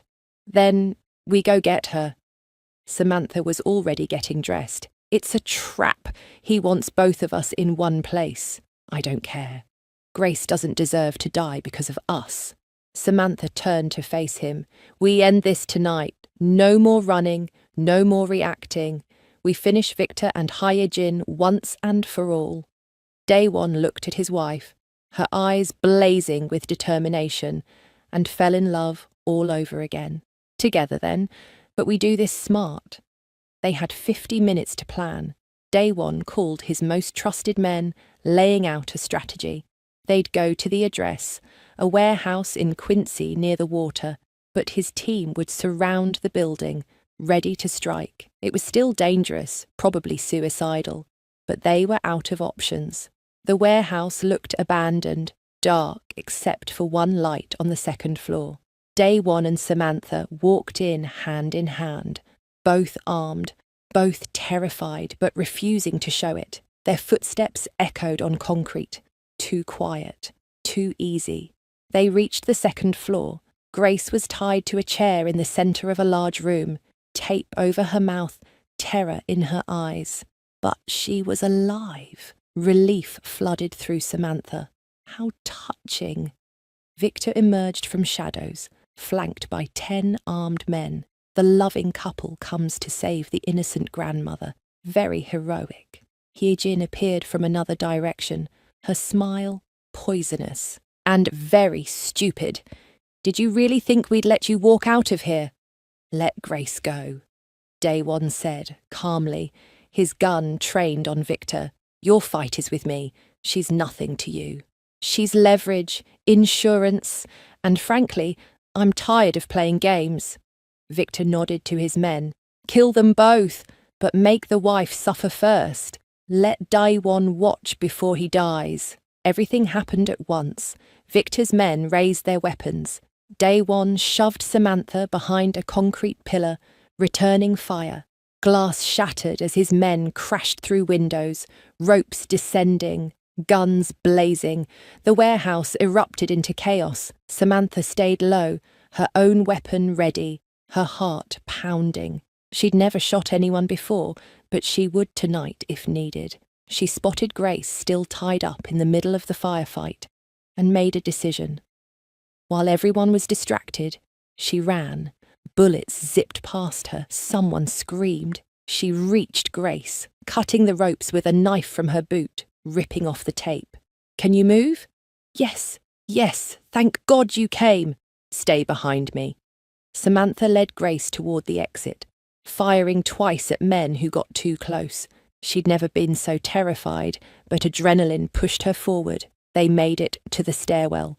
Behind them, the battle raged. Daewon fought like a demon, taking down anyone who got close, but he was outnumbered. Samantha got Grace outside where Sungmin waited with a car. Get her to safety, Samantha ordered. What about you? I'm going back for my husband. She ran back inside, despite Sungmin yelling at her to stop. The second floor was carnage now, bodies everywhere. Smoke from gunfire made it hard to see. Samantha searched frantically for Daewon. She found him cornered by Victor and 3 guards. He was bleeding from multiple wounds, but still fighting. Victor had a gun to his head, victory in his eyes. Any last words? Victor asked. Yes. Daewon smiled coldly. Duck. Samantha fired from behind Victor, hitting two guards before they could react. Daewon used the distraction to disarm Victor. Slamming him against a wall, they fought brutally, fists and fury. Two predators finally facing off. Then Hyejin appeared, her gun pointed at Samantha. "Drop your weapon, or I drop you." Samantha froze. Hyejin's face was twisted with hate, her finger on the trigger. This was it. No escape. No miracle. "You took everything from me," Hyejin hissed. "Everything. He was mine." "He was never yours," Samantha said quietly. "You can't own people. Love doesn't work that way." "Love?" Hyejin laughed bitterly. "He doesn't love you. He loves his empire, his power, his control. You're just the newest obsession. When he gets bored, he'll discard you like he discarded me. You're wrong. He chose me over his empire. When you forced him to pick, he picked me without hesitation. That's how I know it's real." Doubt flickered in Hyejin's eyes. She'd been so certain Daewon would sacrifice Samantha, so convinced he was incapable of real love. The truth that she was wrong shattered something in her expression. That moment of hesitation saved Samantha's life. Sungmin shot Hyejin from the doorway, hitting her shoulder, making her drop the gun. She fell, clutching her wound, screaming in rage and pain. Across the room, Daewon finished Victor. The Russian crime lord collapsed, his empire and his life ending on a warehouse floor. It was finally over. Daewon rushed to Samantha, pulling her into his arms, checking her for injuries. "Are you hurt?" "I'm fine. Grace." "Safe." Sungmin got her out. He kissed her desperately. "You came back for me. You should have run." "I'll never run from you again. We're in this together. Remember?" Police sirens wailed in the distance. Daewon's men scattered, taking evidence, cleaning the scene. He'd called in favours, paid off the right people. By the time cops arrived, it would look like a gang war between Victor and Hyejin's people. Nothing connecting back to him. They drove home as sunrise painted Boston gold.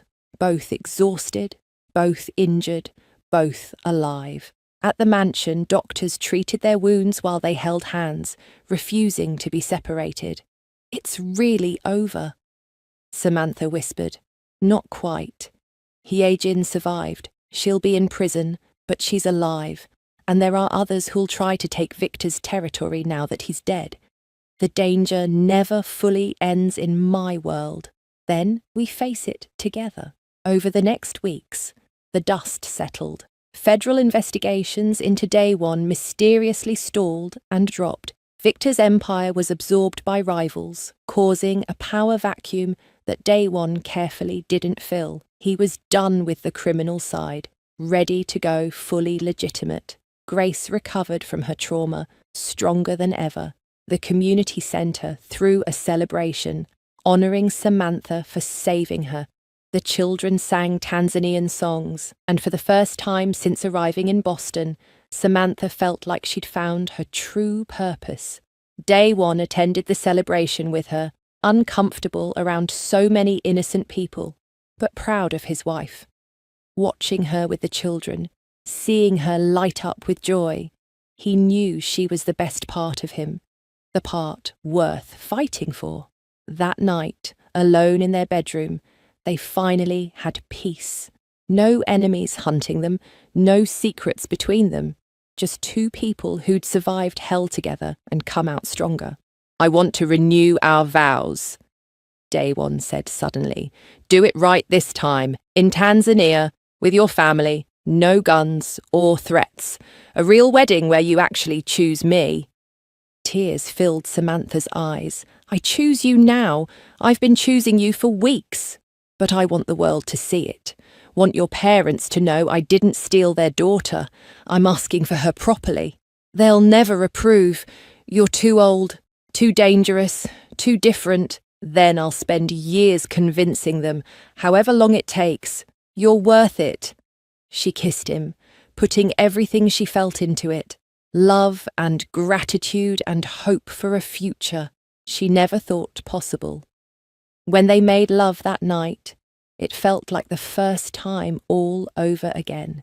Except now, there was trust and safety and the promise of forever. 12 months changed everything. Samantha stood in the Tanzanian heat, surrounded by family she hadn't seen in over a year, wearing a dress her mother had sewn with tears of joy running down her face.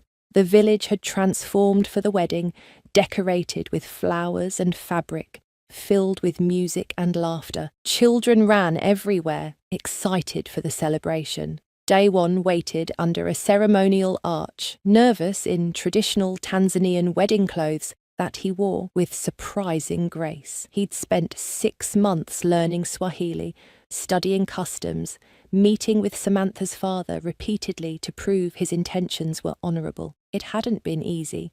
Her father had refused to speak to him for the first 3 visits, too angry about what had happened. But Daewon persisted. He'd shown up with gifts, with humility, with proof that he'd left his criminal empire behind. He'd funded a new school in the village, helped relatives start businesses, demonstrated through actions that he loved their daughter and would spend his life making her happy. Eventually, Samantha's father had broken down. "You hurt my family, took my daughter when she was too young, too innocent. I'll never fully forgive that."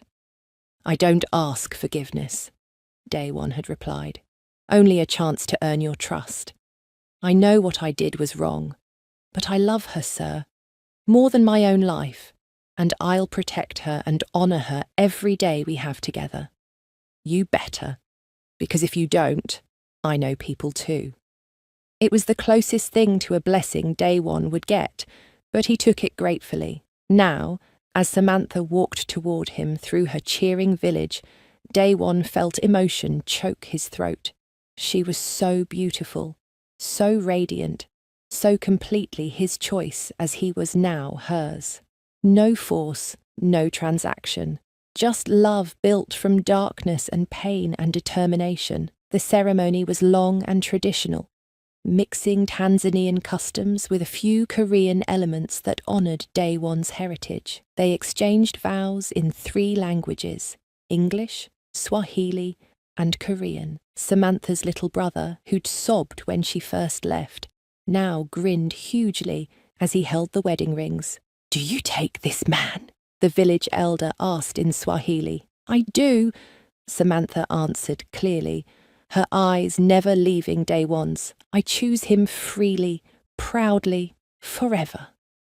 When they were finally pronounced married, for real this time, Daewon kissed his wife like it was their first and last kiss combined. The village erupted in cheers and music. Drums pounded, women danced. It was chaos and joy and everything their first wedding hadn't been. The celebration lasted 3 days. Daewon was terrible at traditional dancing, but tried anyway, making everyone laugh. He ate foods he'd never encountered, drank homemade banana beer, and listened to endless stories about Samantha's childhood. Slowly, impossibly, he was welcomed into her family. On the last night, Samantha's mother pulled Daewon aside. "She glows when she looks at you.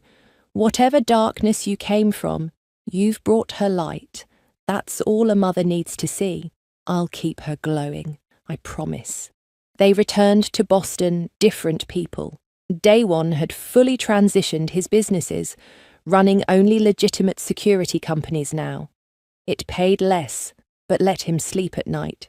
Samantha had expanded the community centre, opening 2 more locations, becoming a voice for immigrant families throughout Boston. They'd moved from the Fortress Mansion to a normal brownstone in a good neighbourhood, smaller, cosier, without armed guards on every corner. Just a couple building a real life together. 6 months after the Tanzanian wedding, Samantha felt sick for a week straight. At first, she thought it was bad food or stress. Then she missed her cycle. Then she knew. She took 3 tests, all positive, pregnant. She was going to have a baby, Daewon's baby. The thought terrified and thrilled her in equal measure. She told him that night over dinner, watching his face carefully. He froze, fork halfway to his mouth, his eyes wide. "You're serious?" "3 tests don't lie. We're having a baby." He set down his fork very carefully, stood up, and pulled her into his arms so tight she could barely breathe. "I'm going to be a father." "Are you happy? Scared? Angry?" "All of it. Mostly terrified I'll mess this up like I've messed up everything else." He pulled back to look at her, tears in his eyes. "But I want this. Want our child. Want this life with you."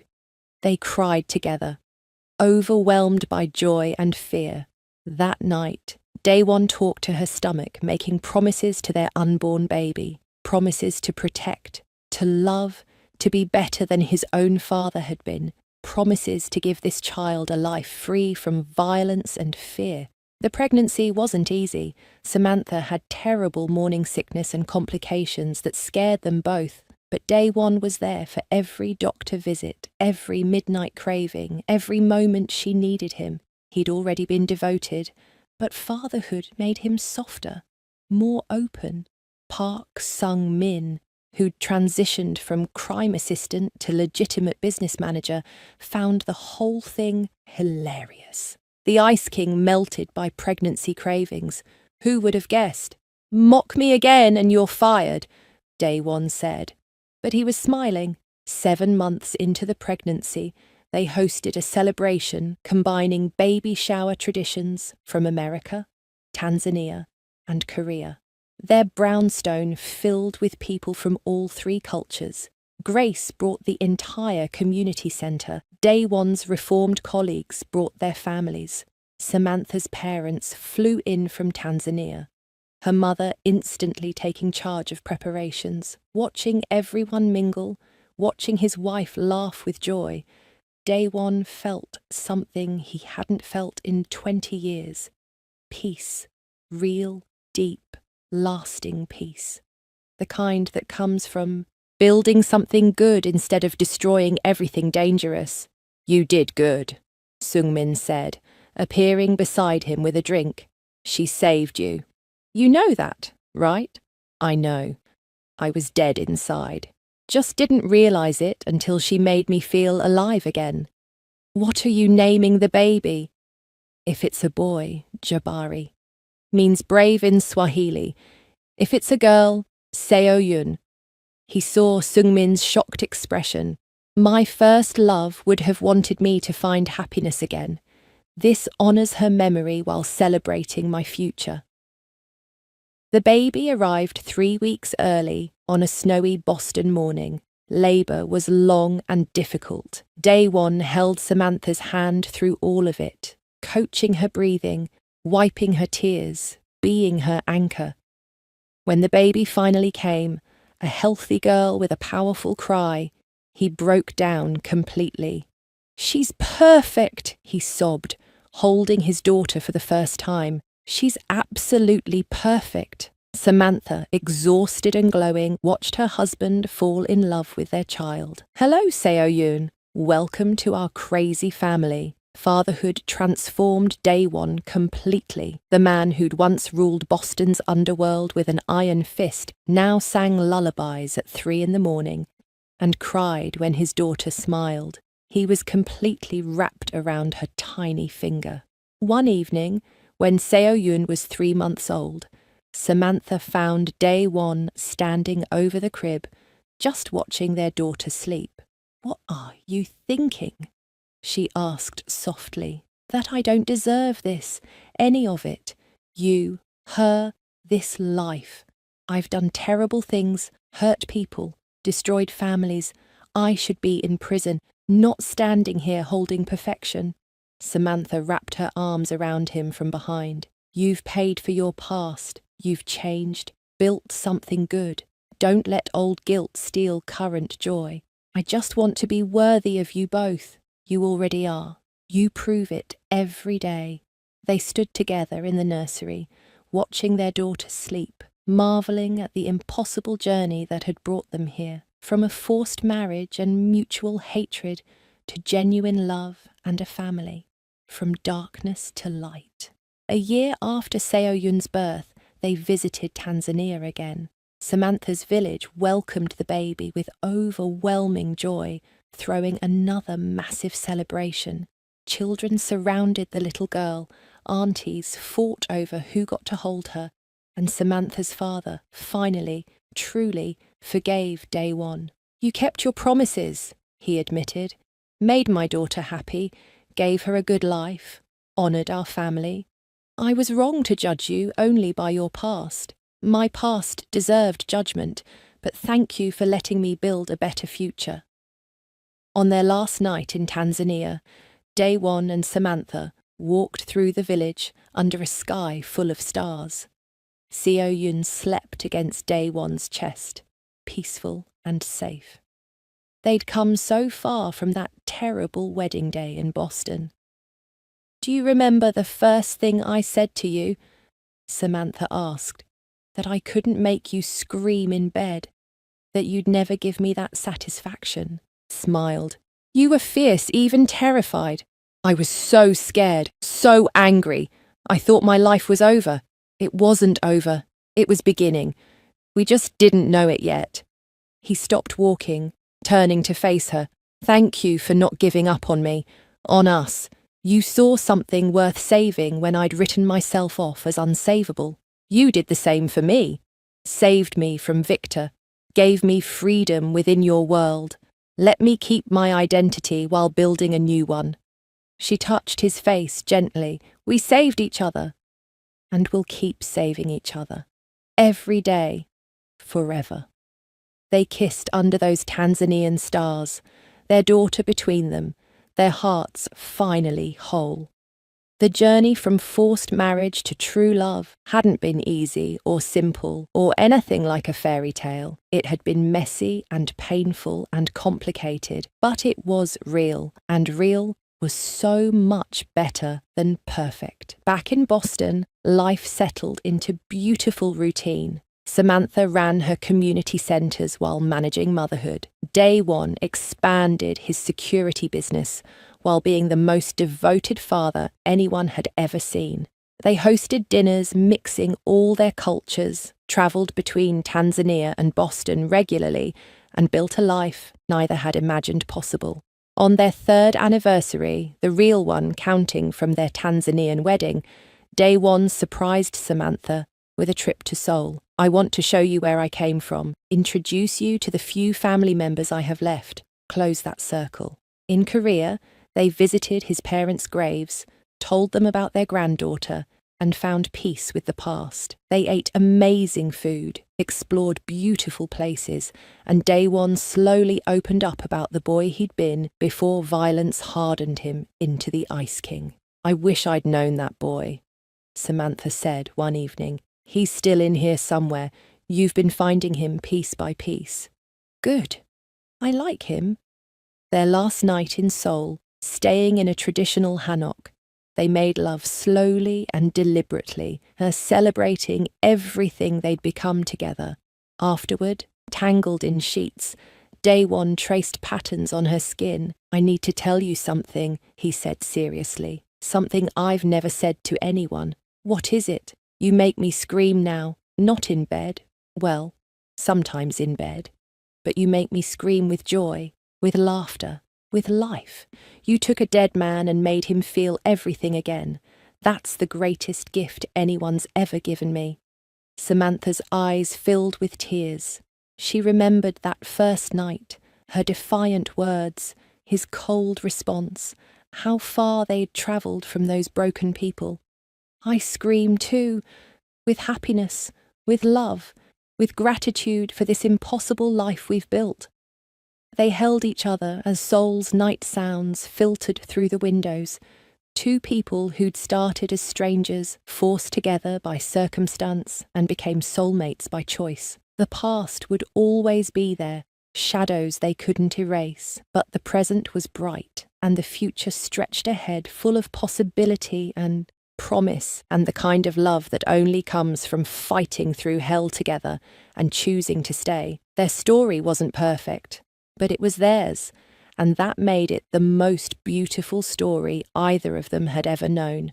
5 years painted their lives in colours neither had dreamed possible. Samantha stood in the headquarters of her non-profit organisation, looking at the wall covered with photos from community centres across New England. What had started as one small location in Roxbury had grown to 12 centres, serving thousands of immigrant families. Her dream had become reality, built one family at a time, one child at a time, one hopeful moment at a time. "Mama, look what I drew!" Seo-yun ran in, her black pigtails bouncing, clutching a crayon picture. At 5 years old, she was fearless and bright, speaking 3 languages fluently and charming everyone she met. "It's beautiful, baby. What is it?" "Our family. See, that's you, that's Daddy, that's me, and that's baby brother." She pointed to a round bump on the drawing of Samantha. Samantha's hand went to her belly automatically. 4 months pregnant with their second child, a boy they'd already named Jabari. Seo-yun had been thrilled to learn she'd be a big sister, already bossing the baby even though he wasn't born yet. "Perfect. Daddy will love this." She kissed her daughter's forehead. "He should be here soon to pick us up." Right on cue, Daewon appeared in the doorway. At 50, he wore his age well, more distinguished than old, with silver threading through his black hair. The scars remained, but they seemed softer now, like his whole face had softened over the years. He lit up when he saw his girls. "There are my 2 favourite people." He scooped up Seo-yun, who squealed with delight. "Daddy, I drew us. Show me everything." Watching them together, Samantha felt overwhelming gratitude. This man who'd once been called the Ice King, who'd ruled through fear and violence, was now the warmest father she'd ever seen.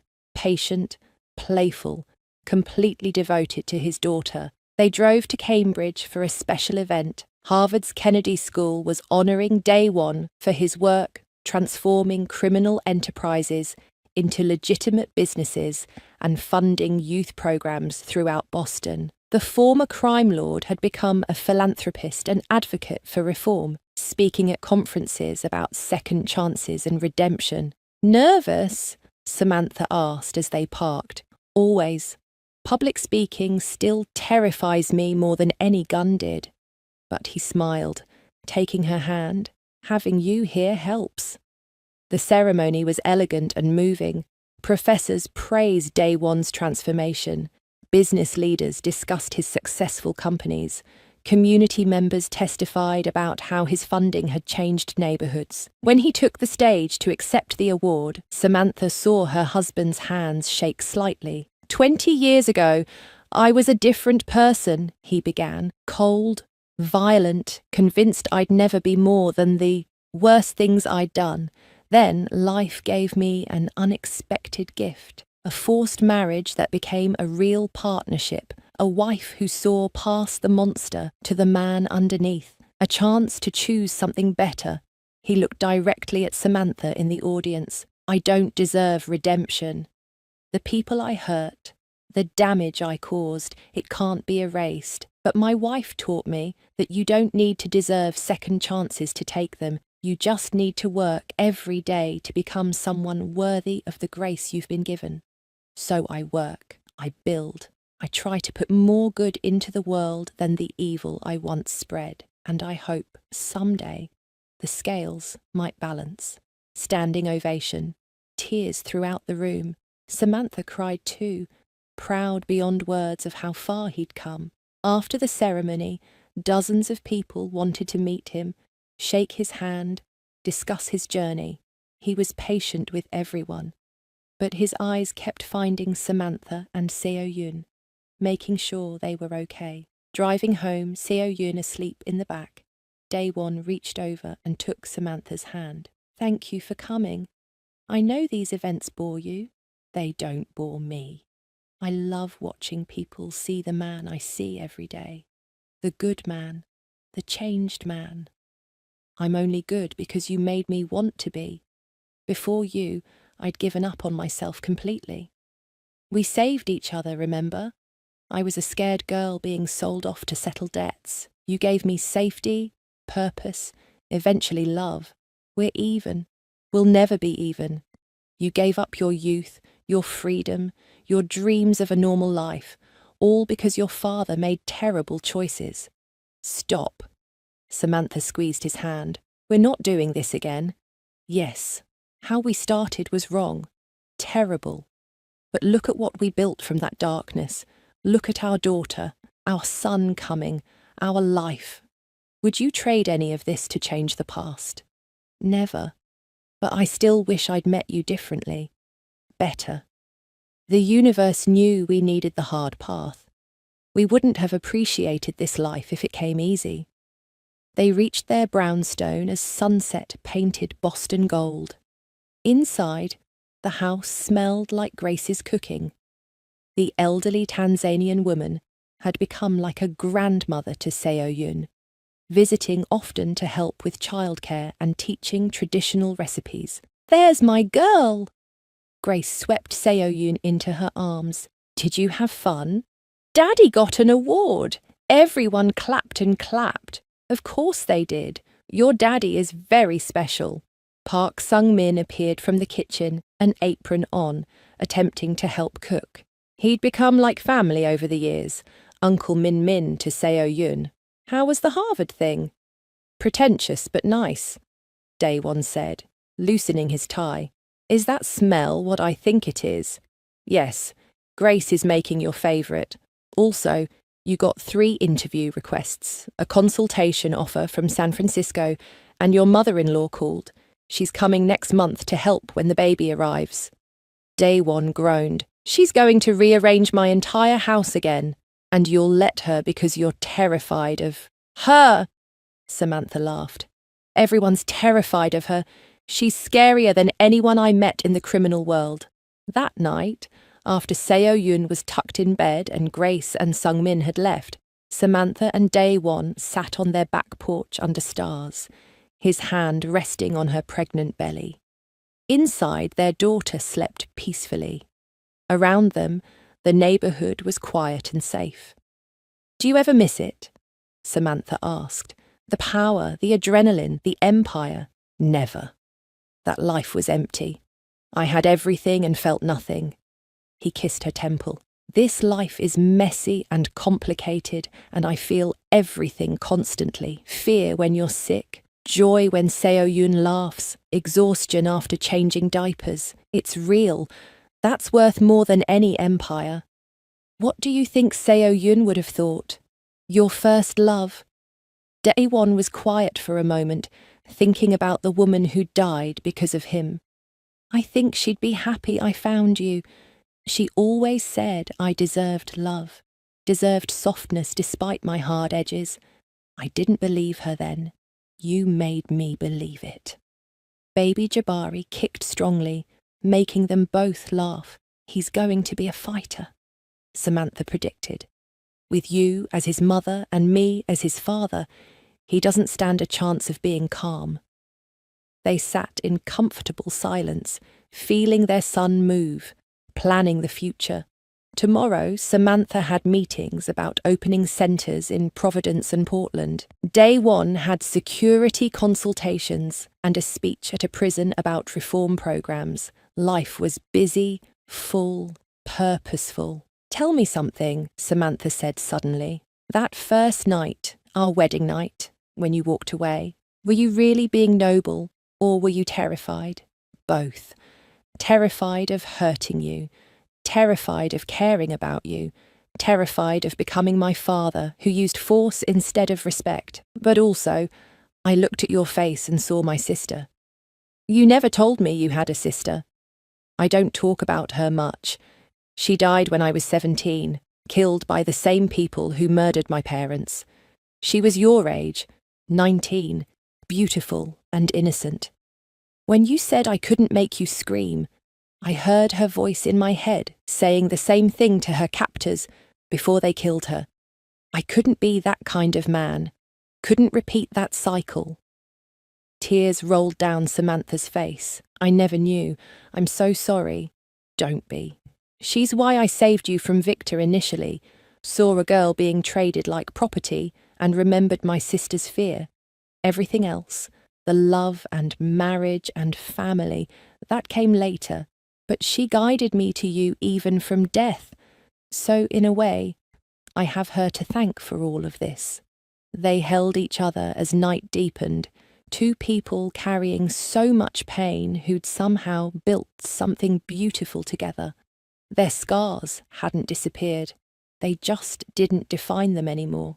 3 months later, Jabari arrived during a spring storm that knocked out power across Boston. Labour was fast and intense, the baby apparently impatient to enter the world. Day one coached. Samantha threw it by candlelight, their daughter sleeping through the excitement in a nearby room. When their son finally came, healthy and loud, Day one held both his children and cried harder than Samantha had ever seen. I have everything. How did I get so lucky? Not luck, choice. We chose this life every single day. Bringing baby Jabari home felt like completing their family puzzle. Seo-yun was fascinated by her brother, wanting to help with everything. Daewon was somehow even more devoted than he'd been with their first child, getting up for every night, feeding, singing Korean lullabies his own mother had sung to him. Samantha's mother stayed for 3 months, as promised, rearranging everything and driving Daewon crazy, while also supporting them beautifully. Grace visited daily, bringing food and wisdom. Sungmin became Uncle Min to a second child, awkward with the baby but trying his best. On their 5th real anniversary, counting from Tanzania, they renewed their vows again, this time in their brownstone backyard, surrounded only by close family and friends. Simple, intimate, perfect. 5 years ago, we chose each other for real, Daewon said, holding Samantha's hands while their children played nearby. Every day since, I've been grateful for that choice. You took a broken man and showed him how to heal, gave me a family I never thought I'd deserve, made me believe in second chances and redemption and love. I promise to spend every remaining day of my life being worthy of you. Samantha's vows came through tears. 5 years ago, I was terrified of forever with you. Now I'm terrified of any day without you. You've been my protector, my partner, my best friend. You've given me freedom, purpose, a family that spans continents and cultures. You've become the man you were always meant to be, and I'm honoured to walk beside you. I love you more today than yesterday, less than tomorrow, forever. They kissed while everyone cheered. Seo-yun yelled, "You!" and covered her eyes. Baby Jabari gurgled happily. Grace cried. Sungmin took approximately 500 photos. It was chaos and love and everything good. That evening, after everyone left and children were sleeping, Samantha found Daewon in Jabari's nursery, just watching their son sleep like he'd done with Seo-yun years before. "What are you thinking?" she asked, though she already knew. "That I don't want to miss a single moment. Every second with you, with them, it's precious.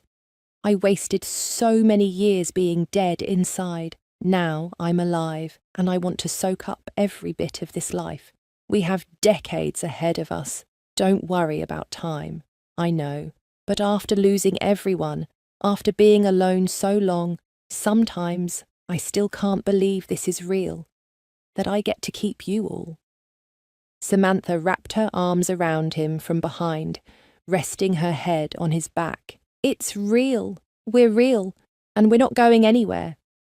They stood together in the dim nursery, listening to their baby breathe, feeling their daughter safe down the hall, grateful for the impossible journey that had brought them here. From a church in Boston, where a terrified girl married a dangerous stranger, to Tanzania, where that same couple chose each other freely. To this moment, this life, this family they'd built from ashes and determination. "You know what's funny?" Daewon said quietly. "That first night, you said I couldn't make you scream in bed. Now you do, but from completely different reasons." Samantha laughed softly. "From happiness, from pleasure, from you being a terrible dancer, from our daughter's jokes, from labour, from joy so big I have to scream or explode." "Exactly. We scream together now. At life, at each other, at the beautiful chaos we've created. I wouldn't change anything. Neither would I." They left the nursery, checked on Seo-yun one more time, then went to their own room. Not the master bedroom from the mansion, but a normal room in a normal house with normal problems and extraordinary love. Later, tangled in sheets, Daewon traced the scar on Samantha's belly from her C-section with Jabari, battle wounds from creating life, beautiful marks of what they'd survived together. "Promise me something," he whispered. "Anything. Never stop screaming. When you're happy, when you're angry, when life is too much or too good. Scream it all out. Don't ever go quiet on me. I promise. You too. No more Ice King silence. We feel everything out loud now. Deal." They made love slowly, tenderly, like they had all the time in the world because they did. No more threats, no more enemies, no more fighting for survival. Just two people who'd found forever in the last place, either expected. Morning came gentle and warm. Seo-yun burst into their room, demanding pancakes. Jabari woke up hungry and loud, the house filled with noise and chaos and life. Daewon burned the first batch of pancakes. Samantha spilled coffee on her shirt. The baby needed changing immediately. Their daughter sang off-key at top volume. It was messy and imperfect and absolutely perfect. As they sat around the table, food everywhere, children being loud, arguing about whose turn it was to clean up, Samantha caught Daewon's eye across the chaos. He smiled that soft smile he only ever gave her and their children, the smile that said he was home. She smiled back, her heart so full it hurt. They'd started in darkness, in force and fear and anger, but they'd chosen light, chosen each other, chosen to build something beautiful from something broken, and that choice, made every single day for 5 years and counting, that was the real love story. Not how they began, but how they continued, how they fought for each other, for their family, for this impossible, improbable, absolutely perfect life they'd created together. Outside, Boston woke to another day. Inside their brownstone, the Kang family lived and loved and screamed with joy at the beautiful chaos of it all. Their story didn't end with happily ever after because the story wasn't over. It was still being written, one messy, loving, loud day at a time, and that was exactly how they wanted it. Forever wasn't a destination. It was a choice, and they chose it together.